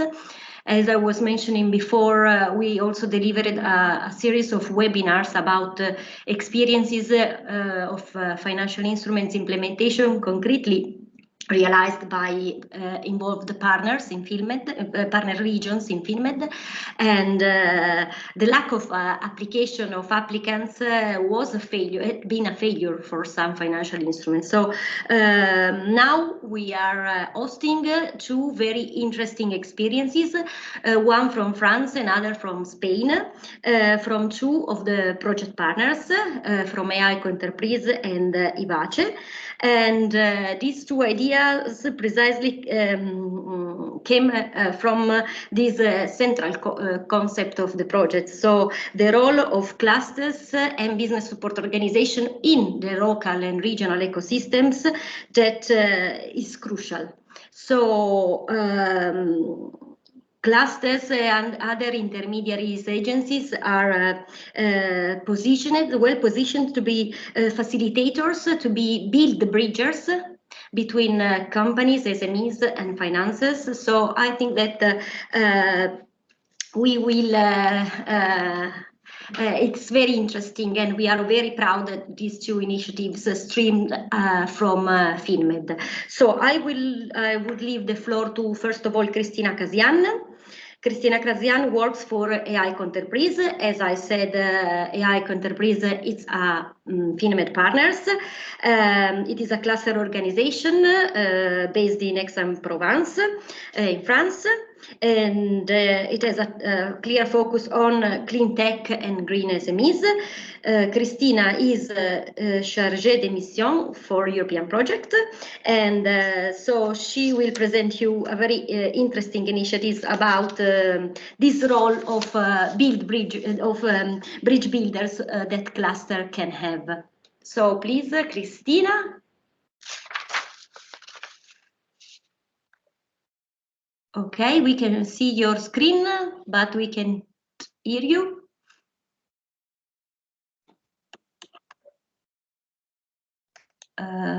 Cristina? I was Okay. on mute. Okay, please. But now I hear me somewhere else. Oh, it's okay. It's working. Just 1 second. Yes. Hello, everyone.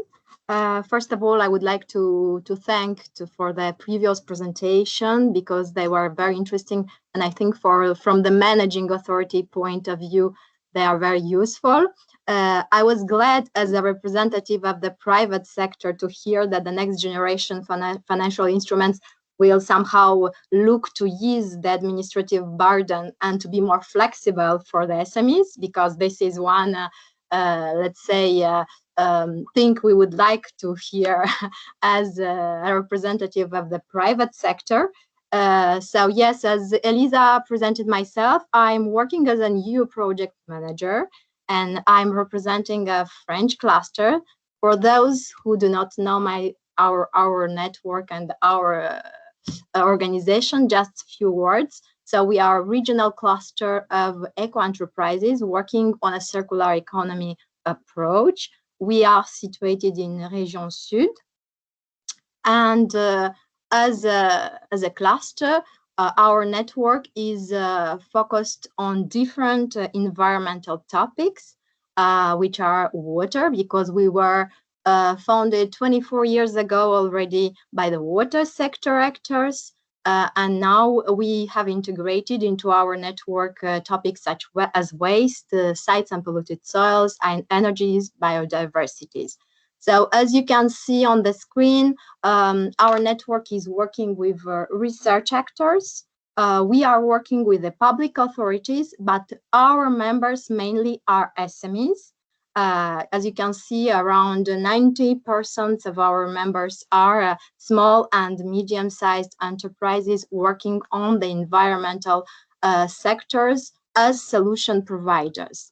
As a network and as each cluster, we aim to be a space for meetings. In the case of finMED, we are a space for meetings for financiers, SMEs, in order to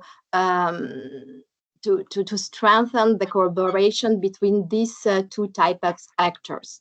In our daily work, our main services are to promote the eco companies we represent, to develop innovation through innovative collaborative projects, or through individual support to the eco companies, to do networking between different actors, to contribute, thus contributing to job development, to growth of these actors, and also to international development for different kind of tools, such as participation into international and national exhibitions, such as communication and visibility of our members outside the cluster and outside France.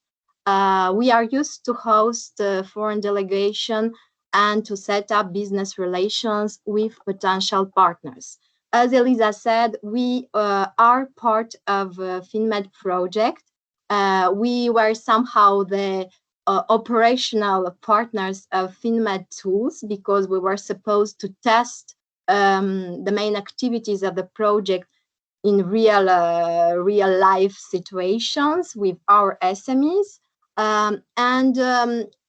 Through the project itself, through the different meetings we had with financiers and SMEs, we tried somehow to look for how to improve the, let's say, the cooperation between financiers and our SMEs in order to get more and more bankable, innovative projects. That is why during the last summer, we had a meeting through finMED with financiers and SMEs in order to discuss with them, with each part, to find out their difficulties. What came out was that the SMEs need somehow to get Cristina, sorry to interrupt you. We cannot see your presentation running. I don't know if you are just speaking without using the presentation, or we were supposed to see the slides. I'm running it, but I don't know why. No, we cannot see the slides. We just see the first one. Okay. Okay. I will try to do it again, perhaps, but if not, I'll just speak. Okay. I'm trying to do it again with my screen. Perhaps it will work better. Yes. Can you see it now? I mean, can you see my slides like running? Yes, it's okay. Said our mission. Okay. Yes, okay. yes. So that's the slide I was just talking about our main missions. And here is just to present you an innovative idea which came out, as I said, last summer when we discussed with financiers and SMEs within the finMED activities. What came out was that financiers need more support from technical point of view, because when they evaluate the dossiers, they have this financial capacity to judge the dossier, but they do not have the technical capacity. And at the same time, the SMEs shared with us they need to get out from their own, environment and talk with outside actors in order to prepare better their project presentation in front of a financer. The idea and also another point was that they are losing a lot of time in applying to different financial opportunities. So the idea which came out from this exchange was to try and build a joint committee of financiers coordinated by EQUITER enterprises with the regional private and public financiers. The idea is to prepare a joint dossier that the SME can fill in, and then to get a first evaluation from the cluster, from the technical perspective of the project, and then if the dossier is good enough, to put together all the finances in order to co-finance the project. Here are some application conditions we thought about together. I won't say that it's, for the moment, I won't say that it's a good practice, because we are at the beginning, is an idea, an innovative idea, and we are under the implementation phase. We launched this joint committee of financiers with the private regional banks, but also with Region Sud Invest, which is, our public regional representative in terms of loan and financing, and also BPI France, which is the public French bank, and all the private regional banks also. So here are some conditions for the applicants. We are receiving the files. We are sharing them once we consider that the files are ready enough to be presented to the financiers. We are sharing them with the financiers. We ensure that the project is coherent from a technical point of view, and the selected projects will go to a next step and will meet financiers in a video conference or a physical meeting. Some more eligible criteria, which yes, I'll try to close it. Yes, each enterprise which is submitting has to be at the beginning of the marketing phase with a TRL 7-8. The company must be in venture capital. The entry ticket for projects, we try to find a joint, criteria for all the financiers is 100K. And the different topics eligible are the topics we are covering as a cluster. As I said, we are at the beginning of this practice. We already received the expressions of interest from SMEs, from the clusters willing to fill in the dossier. It's not myself, it's the innovation project manager who is dealing this initiative, but we will really try this year to test first, let's say, tower of SMEs in order to see if the financiers are ready to co-finance these projects together in order to reduce the risks which are present in innovative project and not present in the classic project. that is why that is all for myself. I don't know if there are any questions. Thank you very much for your attention. Okay, thank you, Cristina. I will leave immediately the floor to Roberto because we are running a little bit late. And if you don't mind, I will propose to skip the question right at the end. Just because we are very, very late, but there will be an opportunity for us to be addressed questions if any of the participants would like. So thank you. Okay. Thank you very much. Okay, so Roberto, please. Roberto is from EVACE. Roberto is a unit manager in EVACE. EVACE is the Valencian Institute for Enterprise Competitiveness. It is also a finMED partner, and he will present us a support service tool that has been devised later in the framework of the finMED project, like a sort of reaction to the COVID pandemic and the consequent economic crisis. So Roberto, if you can speak about the tool, the tool, and also if you can also explaining how EVACE is planning to use this tool to facilitate the relations between SMEs and finances. So the floor is yours, please, if you can address also this issue. Thank you very much. Okay, thank you. I think you can hear me now, yeah? Okay, I'm trying to share my screen. Okay. It's okay? Not yet. Not yet? We have to wait a moment. See? Okay, let's see. No. Oh. And now? No. Can you see my screen? No. Roberto, I'm Angela from Technical Assistant Team. Yeah. If you agree, I can share your presentation, but now I see your desktop. Yeah, now we can see your screen. Yeah. You can Okay. see? Okay, perfect. Just run the presentation because Okay. we can see your screen, but not the presentation. Okay. Okay. Very well. You Thank can see it now? Okay. Yes, thank you. Okay, I'm going only to use the presentation to have an idea, but I'm going to explain the concept, which is the most interesting thing. And as I said before in my short intervention, after COVID, especially after COVID, we have a real problem of measuring the risk.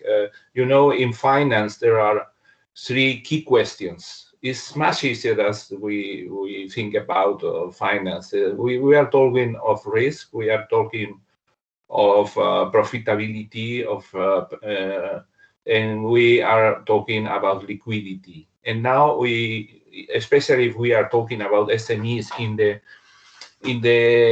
the scenario of post-COVID situation mainly in South Europe, we have a problem of risk. And thinking about this, and before going to finance resources, the problem is that the company has to have made some kind of a strategic reflection because things has changed a lot. And now we have very different scenarios, and we have to train the companies in making a continuous reflection on what they want to be when they grow, or what they want to be 2 years later or 3 years later. And which is the best way of doing this? With cooperation, because the company has a short view of the reality, and maybe if it cooperates mainly with the clusters and with the technological institutes. And we did this in this way because mainly in the community of Valencia, we have very strong sectors. And in these sectors, we have strong clusters and specific technological institutes. And we designed this tool to cooperate with the cluster and the technological institute in order to help the company to make a strategic planning. And at the end, after this strategic planning, you will have an investment plan. And when you have an investment plan or the financial needs you have, you can go to the financiers. Because as you said before, the financiers know how to measure the financial aspects. But what is going to pay the loan or what is going to give returns to the equity is not the financial aspects, are all those aspects who are not really measured in a proper way by the financial experts. For instance, the degree of digitalization, the new markets and the internationality policy, talent acquisition and keep the talent in the company, business models, and they are not experts in evaluating this.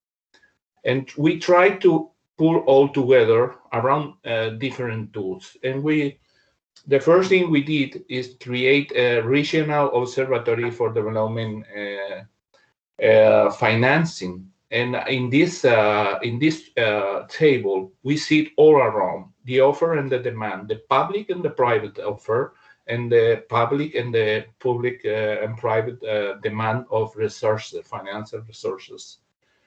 Once we did this, we designed and MASDE instrument, as I said before, is a mechanism to companies that are going through times of difficulties derived from the impact of COVID, but not only, and its economic consequences. The essence of the mechanism is based on how a strategic reflection is necessary with the company and possibility of contrasting it in the context of cooperation with the relevant agents of its sector, cluster, technological institute, and institutional framework.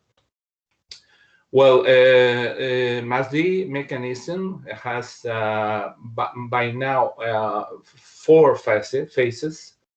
The first phase is implemented with the cooperation of the institutional institution, mainly business and European, and development agency, and the cluster and the technological institute, as I said before. And we developed a tool. We have been working in this tool, which is an intelligent software who makes around 180 questions to the company. And the entrepreneur has answered, or the company has answered the question, it analyzes the responses and make strategical questions more open in order the company can explain after the reflection what they are going to do. And it is after this is evaluated by the cluster, and after the cluster has evaluated it, it is evaluated by the Technological Institute. And at the end, the regional development agencies puts a final evaluation with a more wider or European or worldwide future scenarios. And it's generated some kind of document that is a very interesting document to go to the financiers. The second phase is because when we created this tool, we did not find only 180. We find 600 questions about to making tomaxial is an actual tomography of the company with 600 questions. And then we are designing some workshops where a mixture of training on strategic aspects to the company, also answering the 600 questions at home in the factories, and then it also has some kind of consultancy with the answers and the automatic inform or document who is generated answering this question. And after, with all the companies and the cluster and the Technological Institute, they have indeed some on the land analysis of the sector, because it is always down to one specific sector or subsector. And before all this process, you have to make some agreement about the weight of the questions, and it is this agreement is made in cooperation with the cluster and with the Technological Institute and the development agency, because they have the knowledge of the peculiarities of this sector. For instance, maybe a textile sector needs a lot of investment, and other sectors do not need. So so much as much investment on fixed assets, for example. So the analysis can be the same in different sectors. They must be make or tailored to a specific sector. So it's a very well-done analysis of the company. And in phase one is more statistically, and the idea is going to almost all the companies in the sector with the help of the cluster. Oh, sorry. And the third one is creating grants and financial instruments to those companies who have done a more in-depth strategic analysis of the company, and they have created or get the conclusion of financial planning. And once you have this one as a plan coming from a strategic study, then you can go to some financial instruments. And the fourth one is trying to get some kind of European Investment Bank facilities or the ECO facilities, which is a national one, in order to generate specific tools. And maybe we can have the idea of the previous speaker of putting some kind of committee where we put the companies, analyze the companies with the investors or the financiers. Okay, the main thing is the main word in this design. We should need much more time to explain it in depth, and also to see the different tools we have been creating. We have created is the cooperation between clusters, technological institute, development agency, and financial stakeholders. And we cooperate, but we cooperate with these software tools, intelligent software tools, and we have the specific meeting with them. And only to explain the first tool, the first step is to create a sector. To put the weight of the different questions. After we pass the questionnaire to the company, then we have the reflection phase. The questionnaire generates automatically reflection questions for the company. Fourth, we have the evaluation of the cluster. One, we have the inform of the answers of the questionnaire. The clusters make an evaluation. After this, the Technological Institute makes the technological evaluations, and after we generate an inform from the agency, the development agency. And it is generated a document which is signed for all three of the evaluators, and it's a very good card of presentation for financiers and lenders and investors. And it has the strength of three different points of view, which are the clusters and things. Well, you have at the end, we have, this is only the first tool. We have a SWOT analysis, and it's a very deep inform about the situation of the company and the strategic point of view and the SWOT analysis of the company. Okay, thank you. If you have any question, I will answer after. Okay, yes, thank you very much, Roberto. Thank you. So thank you, Cristina. Thank you, Roberto, for sharing these experiences. As I said before, I would like to let for the end all the questions. So also for the participants, please, if you have any issues, any questions, keep them for the end. Now I would like to introduce the last two presentations that will conclude the tour today. So we are now building a big picture. So with Anna, we had a lot of information about the new CPR. So we had received a lot of information about financial instruments in the new CPR. Then with Silvia, we shared concrete experiences. Now we introduce a very important issue that is the importance of a supportive ecosystem. So to build, an element that must be considered in the design, setup, implementation of financial instruments. But obviously, pivotal central actor in the ecosystem. Speaking of financial instruments, are finances. As I was mentioning at the beginning in my very quick presentation about the projects, we have been involving finances in our activities, and actually, as Christina mentioned, some very interesting ideas emerged from that activity. And now I would like to leave the floor to Anna Monticelli from Innovation Center of the Intesa San Paolo Group. So let's give the floor to a representative of our financiers. Anna Monticelli has been working in Intesa San Paolo since 2015. She's the head of the Circular Economy Desk, which provides specialist support in the analysis of innovative projects of companies and startups, and promote the development of new products and services in the circular economy area. They develop a very, very interesting approach towards circular economy, how to apply circularity, and she will speak about this circular economy desk, and she will also introduce a very interesting international experience. So about what's going on in the debate at international level among financial institutions.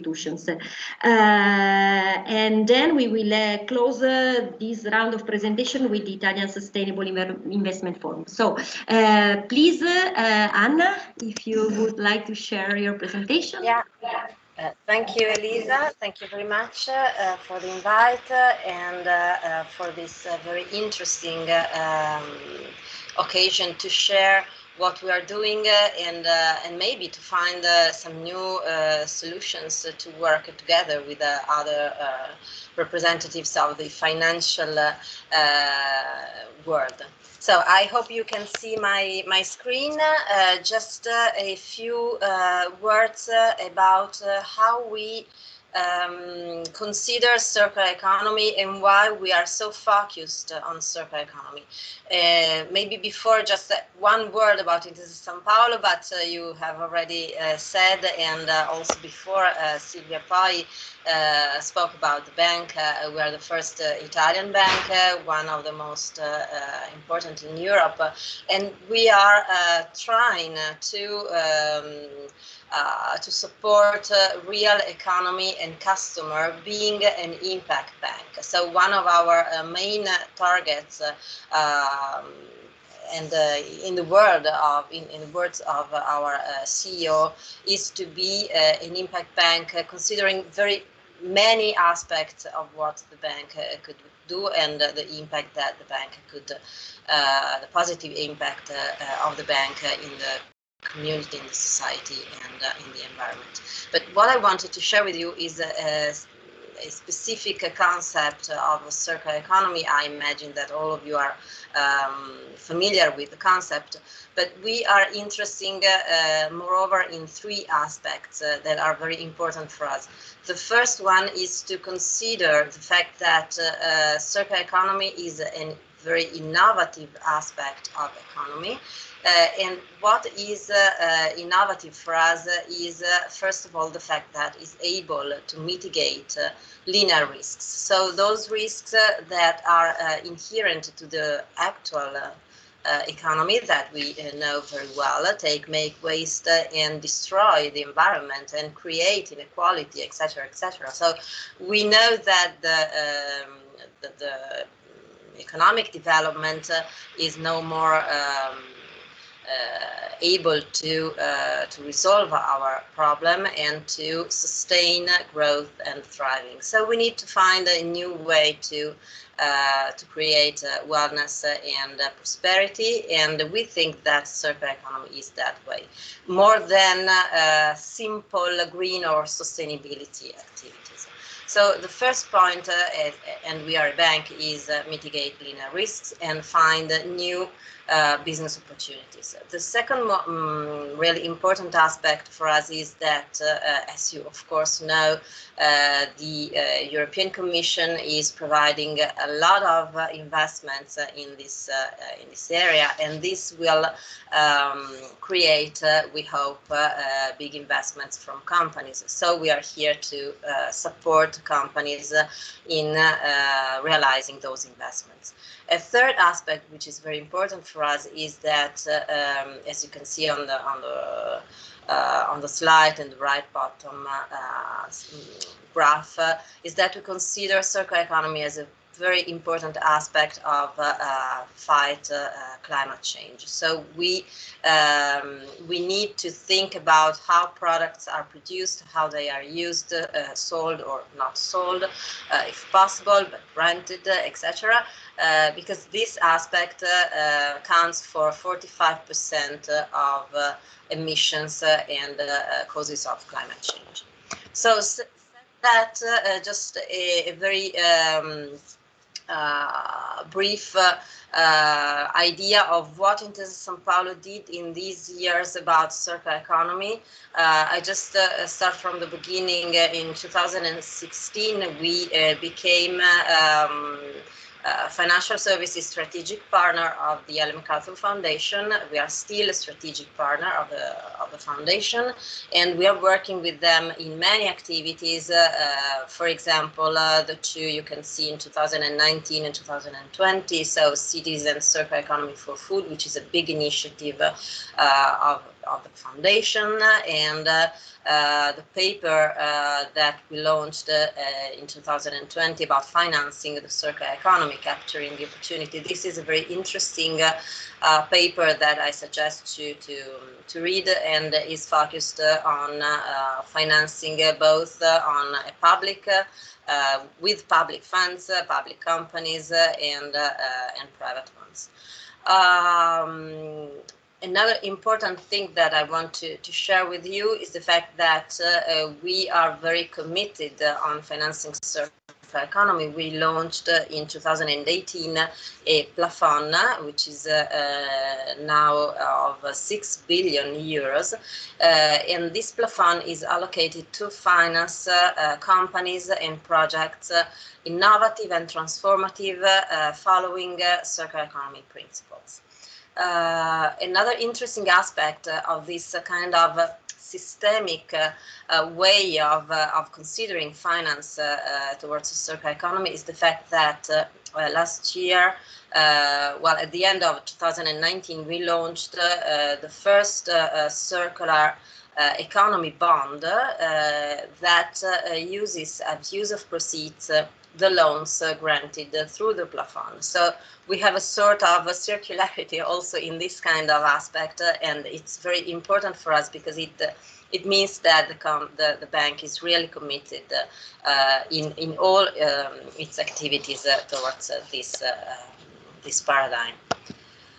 I just wanted to share with you rapidly also the fact that we don't support companies only through loans, but also through consultancies and different kind of support. So we launched a couple of years ago a circular economy lab in Milan with the cooperation of Fondazione Cariplo and Cariplo Factory. The lab has three main pillars. So it is committed towards circular advisory, as I said, moreover towards SMEs. And the objective is to help finding new products, services, technologies in the circular economy area through circularity assessment and open innovation programs, moreover. Then another aspect very important is circular education. We need to provide companies with training courses, and they need to better understand the opportunities of circular economy and how to really concretely implement it. And then we work in disseminating circular culture if possible, in any events, in any meeting with clients internally in our bank, and in any kind of occasion we can find. Then just a focus on what we are doing in managing this circular economy platform. We have been working with the Ellen MacArthur Foundation to define 5 main criteria that we are using to analyze the requests that the companies are presenting us to access the plafond. I forgot to say that the plafond is a discount one, so we grant best market conditions, as we usually said, but effectively there is a real discount to the loan, in the pricing of the loan, because we consider, as I said before, companies investing in circular economy less risky than other companies. So they are more future-proof. They think about the future, they innovate their business, their products. So we defined these 5 criteria, and I just wanted to give you an example for each criteria, just to understand what kind of analysis we are doing.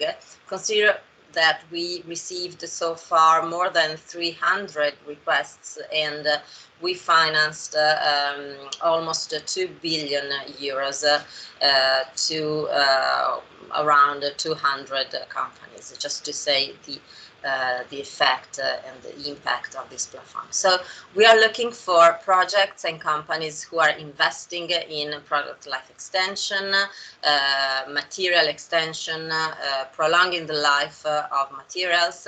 And in this case, for example, we financed a company who developed an innovative compostable packaging which extend the shelf life of vegetables. So in this case, we have many aspects, and not only the prolonging the life of the product, but also the fact that the packaging is compostable, and the fact that they innovate completely the range of packaging in their activity. Another aspect very important for us is, of course, that of renewable resources, not only energy, but also materials. So we are looking for projects that help companies using bio-based materials or recycled ones. And in this case, we also try to find projects that help reuse scraps or reuse other kind of parts of the products. The other 3 criteria are connected to the first, to resource efficiency and effectiveness. In this case, we, for example, financed a company that innovate in order to recover milk waste for a new product, a new byproduct, but a very interesting one because it was economically very, very interesting in their new business plans. And in this case, they had both a positive impact, considering that was a waste, and they had to pay for it, and on the other side they created a new product to sell on the market. The 4th criteria is connected to recyclable product, so the end of the life or of the cycle of the product. So here we need to consider that to be effectively and economically recyclable, a product must be designed to be recyclable. So we need to start from the beginning and redesign the products and the production processes in order to create a new kind of product. In this case, we financed a production of food set with a compostable material from biosources, in this case replacing traditional plastic. And another very interesting criteria for us is that connected to enabling technologies. So new technologies like artificial intelligence, Internet of Things, sensors, blockchain, big data analytics that are used to implement circular businesses are included in our analysis. For example, to provide new platforms for sharing products or for pay-per-use connections, etc. So this is our activity, and we are very interested in working with companies, and the engagement of companies is the most interesting part of our job, of course, because we try not to just to stay on the desk and analyzing the requests, but speaking with the companies, and when it was possible, also visit companies and try to understand exactly what they are trying to do and how they are trying to innovate.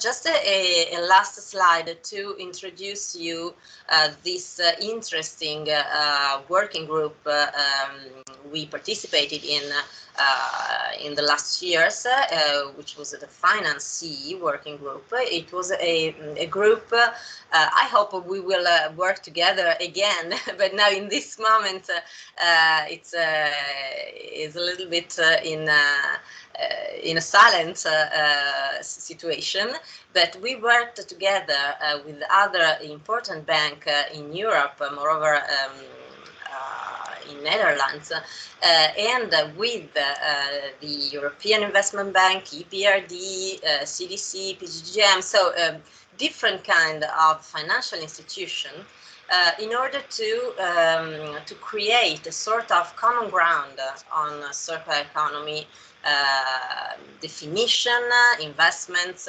criteria, because it is important to share criteria and to share targets in order to accelerate circular economy transition. So the Ellen MacArthur Foundation offered us a sort of umbrella for this group, and we worked together in publishing these two papers that you can see on the left side of the slide, Circular Economy Finance Guidelines and Linear Risks. The target of the working group was to create a sort of pre-competitive arena where discussing about how, for example, linear risks must be addressed and how circular economy risks, because we know that there are also risks in circular economy space, could be considered and addressed themselves. So this is very interesting, has been very interesting for us, and I think that an interesting positive impact have been produced by this activity. I just stop here, and I thank you very much for the attention. I'm available for any kind of question. Thank you. Okay, thank you very much, Anna. Thank you for your presentation. I ask you, I'm sorry, and I do apologize also with you, but we will have a question and answer session at the end together with the other speakers. And now, as Anna was mentioning, there is a lot of debates and discussion at national, European, international level about how to support sustainability, how the financial world what financial world can do in those direction. Regarding these aspects, I would like to ask Alessandro Smundo from Italian Sustainable Investment Forum to step in. Alessandro is a research officer at the Italian Sustainable Investment Forum. This is a not-for-profit association founded in 2015. Its members are financial actors, but also other kind of organizations that are interested in environmental and social impacts of financial activities. So please, Alessandro, tell us more about the forum and share with us some hints. Thank you very much. First of all, thank you for inviting us. Nice to meet you. Nice to meet you all. I'm going to share my screen to give you a brief presentation of what we do. And okay, on the role of sustainable finance for the innovation of green sectors, I'm going to set up my timer to be very efficient. I have this difficult task to talk in 10 minutes. So first of all, the Sustainable Investment Forum, who we are. The Italian Sustainable Investment Forum, as was mentioned before, is a non-for-profit organization that was founded in 2001, not 2015. We are 20 this year, so it's an important achievement for us. And it's a multi-stakeholder organization interested in the environmental and social impacts of financial activities. Our mission is to promote the awareness and the strategies linked to sustainable investments and sustainable finance through the integration of environmental, social, and governance criteria, ESG criteria, into financial products and processes. All the presentation of this morning somehow touched all the topics of our mission, of our work in different ways. In particular, we run research and education activities and facilitate working groups to promote the integration of ESG criteria, together with a project to inform and advise community, media, and the society about the role of sustainability and sustainable finance. And we engage with Italian and European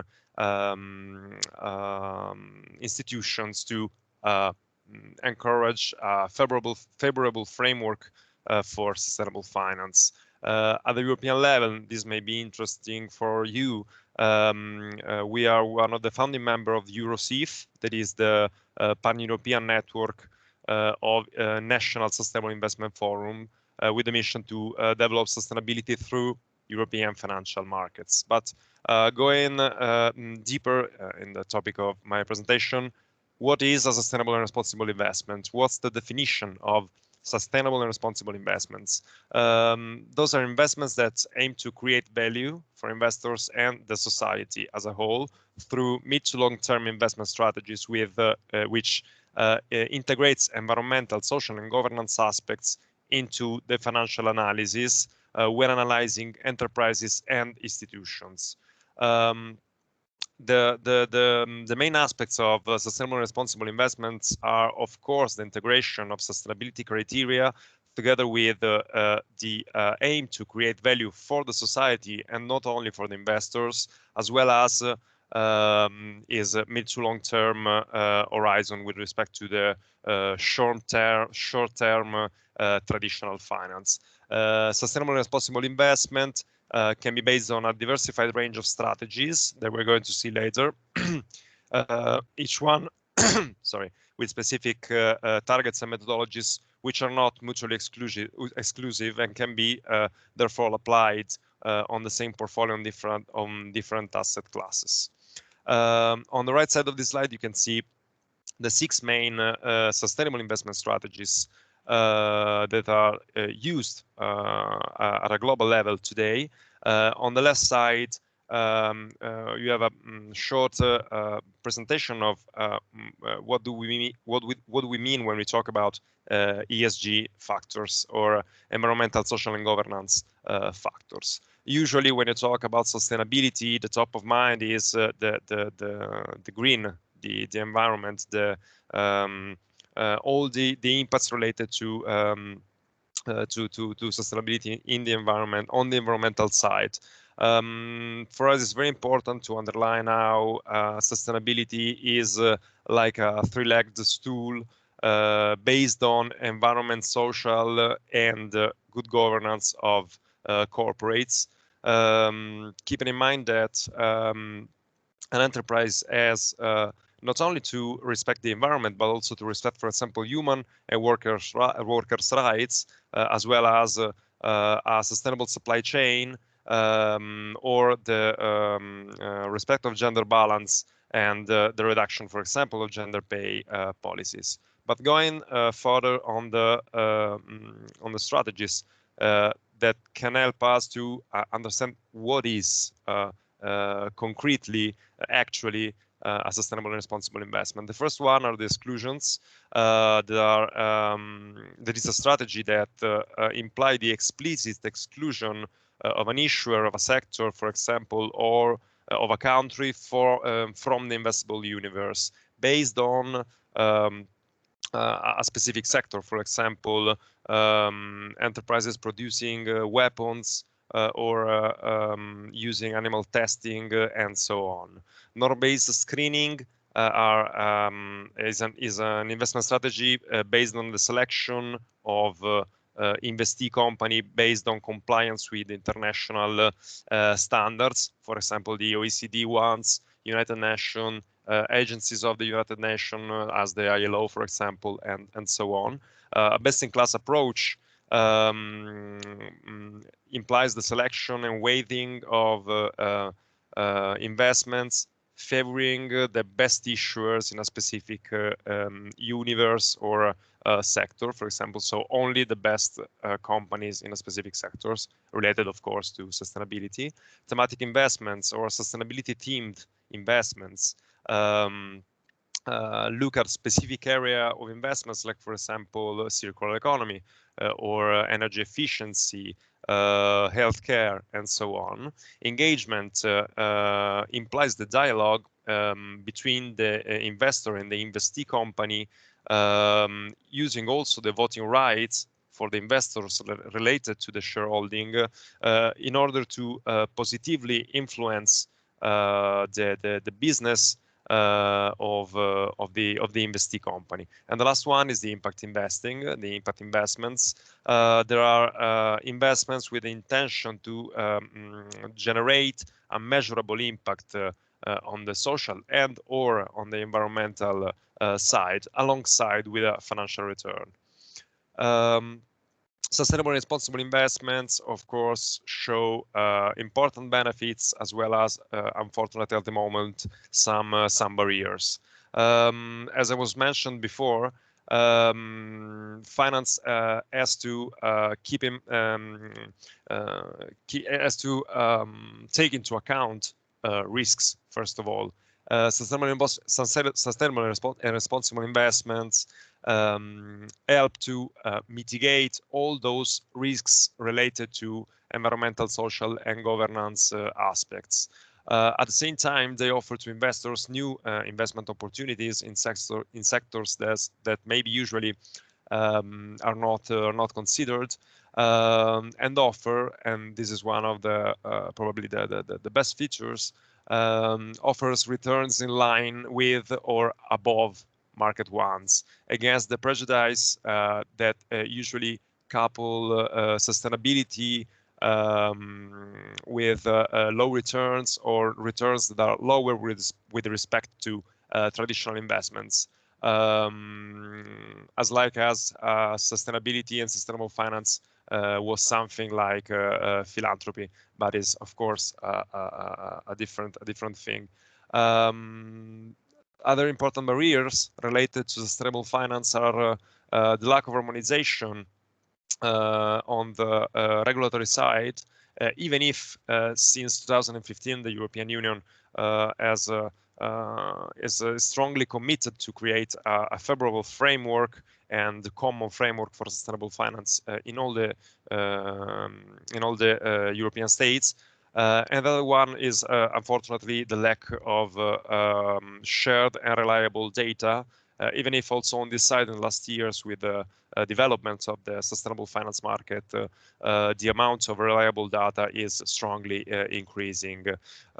To give you just a quick overview, on this graph you can see the different performances of two index two indexes of the MSCI. The blue line is related to the MSCI World SRI, so the sustainable index, with respect to the yellow one that is the like traditional index. As you can see, sustainable responsible investments and sustainable responsible companies starting from 2007 always outperformed with respect to traditional ones.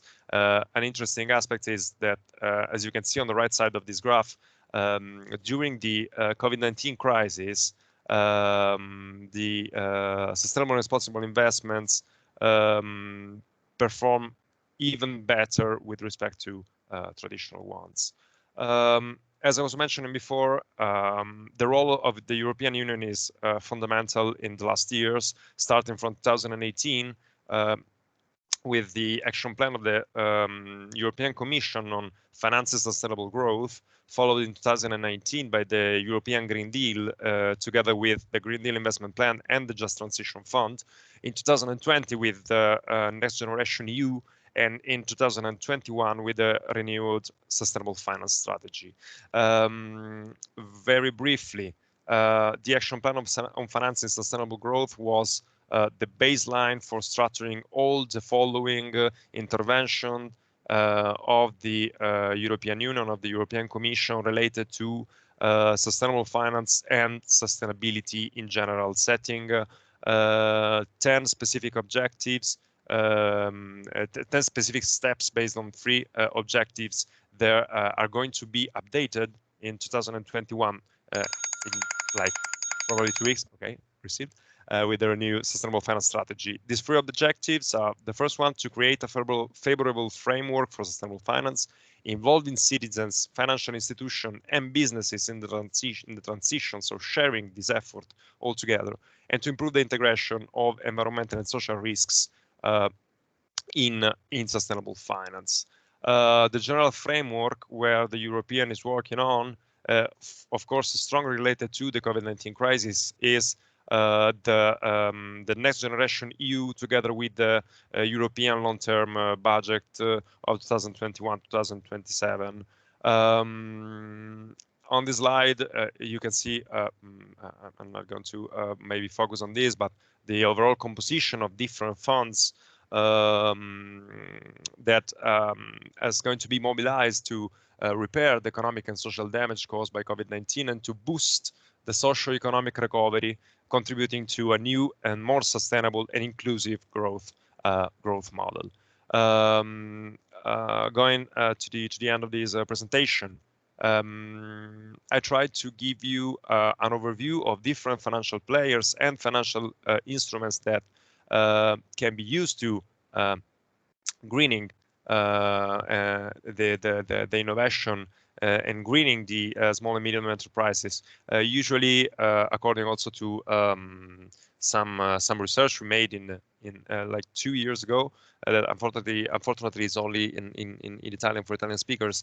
Small and medium enterprises used to consider mainly and sometimes only banks as the main partner for their financial needs. There are several instruments offered by several different financial players that may be useful to SMEs to develop their business, as well as insurance company, of course, the role of investment funds and of private equity and private debts funds to sustain their business. And intervention related to the community in which they're working, like, for example, the role of microfinance instruments or crowdfunding platforms. On the right side, I try to give you a not exhaustive, of course, list of different instruments that are disposable for SMEs. And in the last 3 slides of my presentation, I decided to focus on 3 different instruments that are useful also to give you an idea of the development of sustainable finance market in the last years. The first one are the investment funds.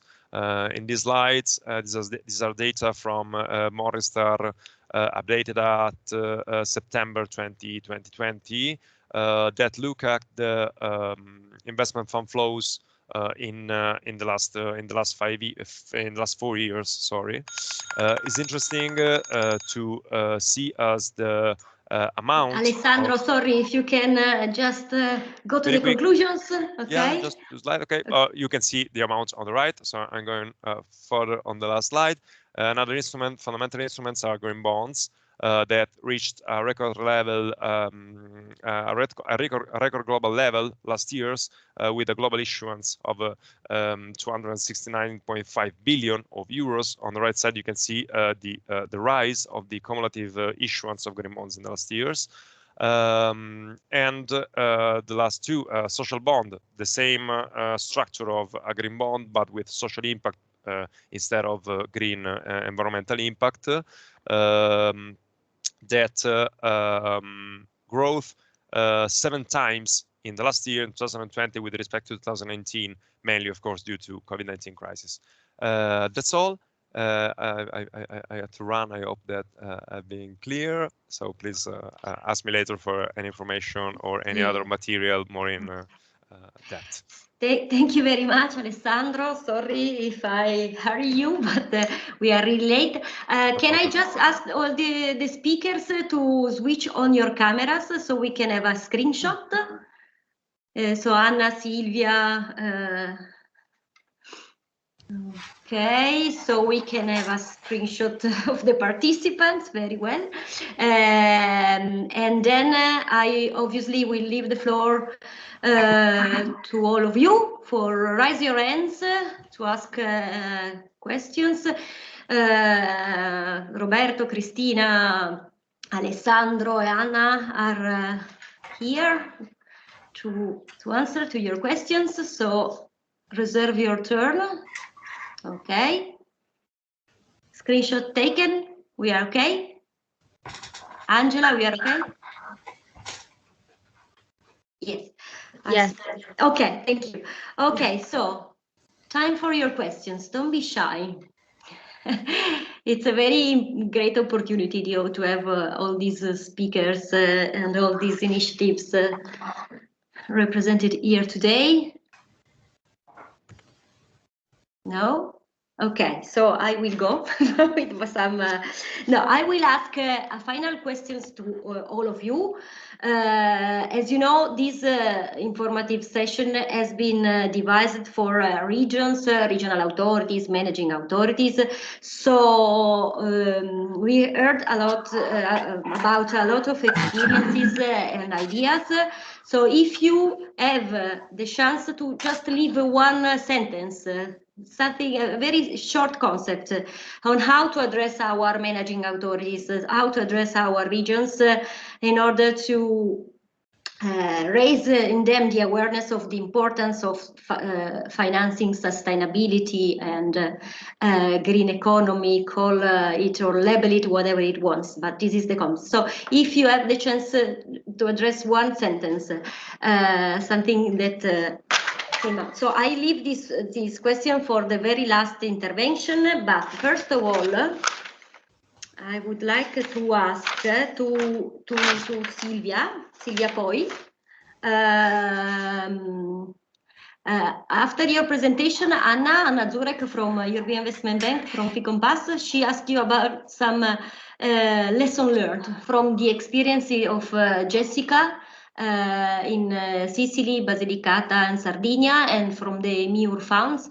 So, do you have some keywords for these final sessions? So, some important lesson learned.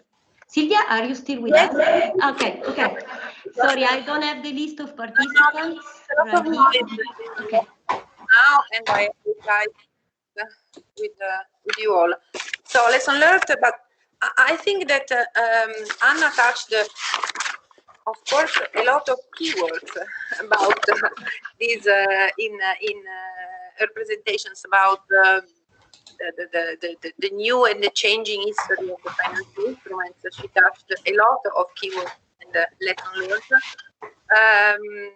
I agree with her that the flexibility, we must check we must go through more flexibility, broadening the eligibility of expenditure and of beneficiaries. So flexibility.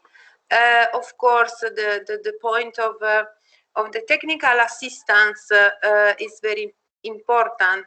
We spoke about that also before in question and answers. It is important to evaluate projects not only from a financial point of view, but to help SMEs in supporting their applications and also in construct their strategy. So the important key word here is collaboration, in my opinion, collaboration with other entities in order to support SMEs with the best package possible.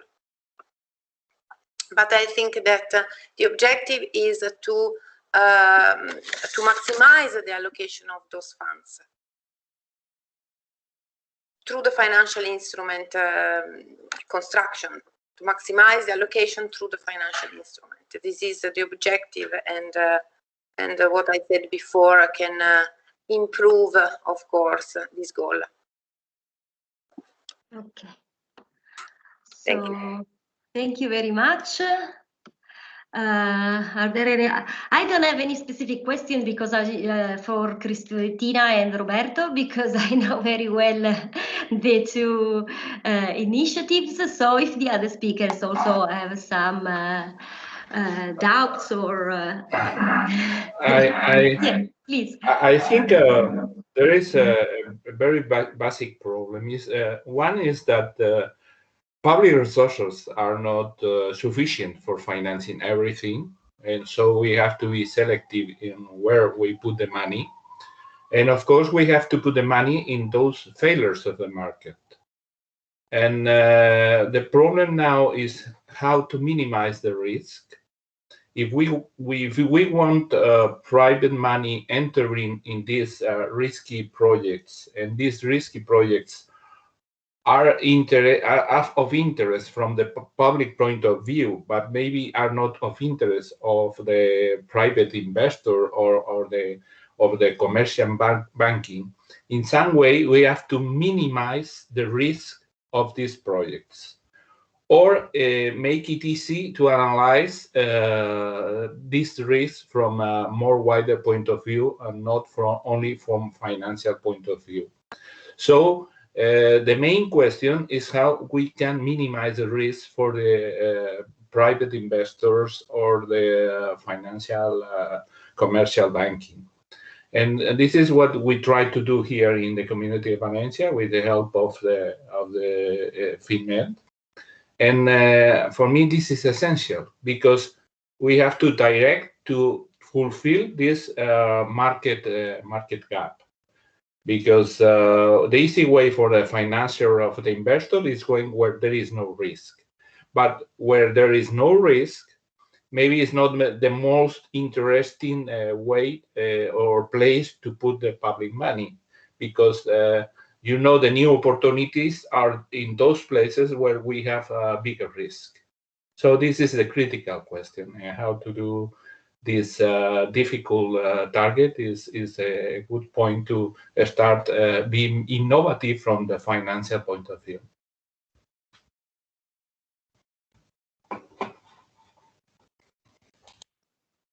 Okay. Yes. Thank you, Roberto. And just to link your intervention with Anna and Alessandro presentation. So.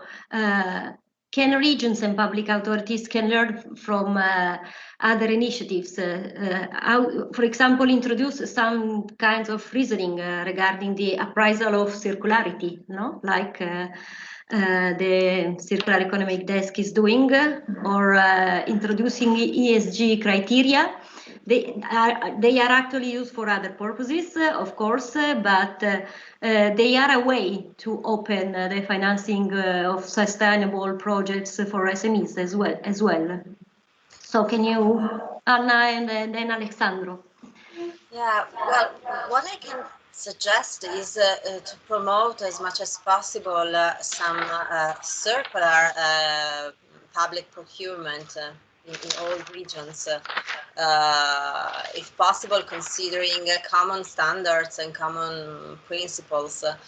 This would foster very much investments from companies that need to transform, to answer to public requirements to be eligible for public procurement. This is something that we consider very useful and sort of accelerator of investments and transformation of business models and products.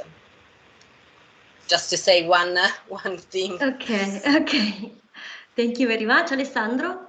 Well, yeah, I agree with Roberto about the problem of risks, but according to us, this is exactly the role of sustainable finance. The idea of considering ESG risks, sustainability risks, is the best way to look at the mid to long term, to also consider investments and projects that are future-proof somehow.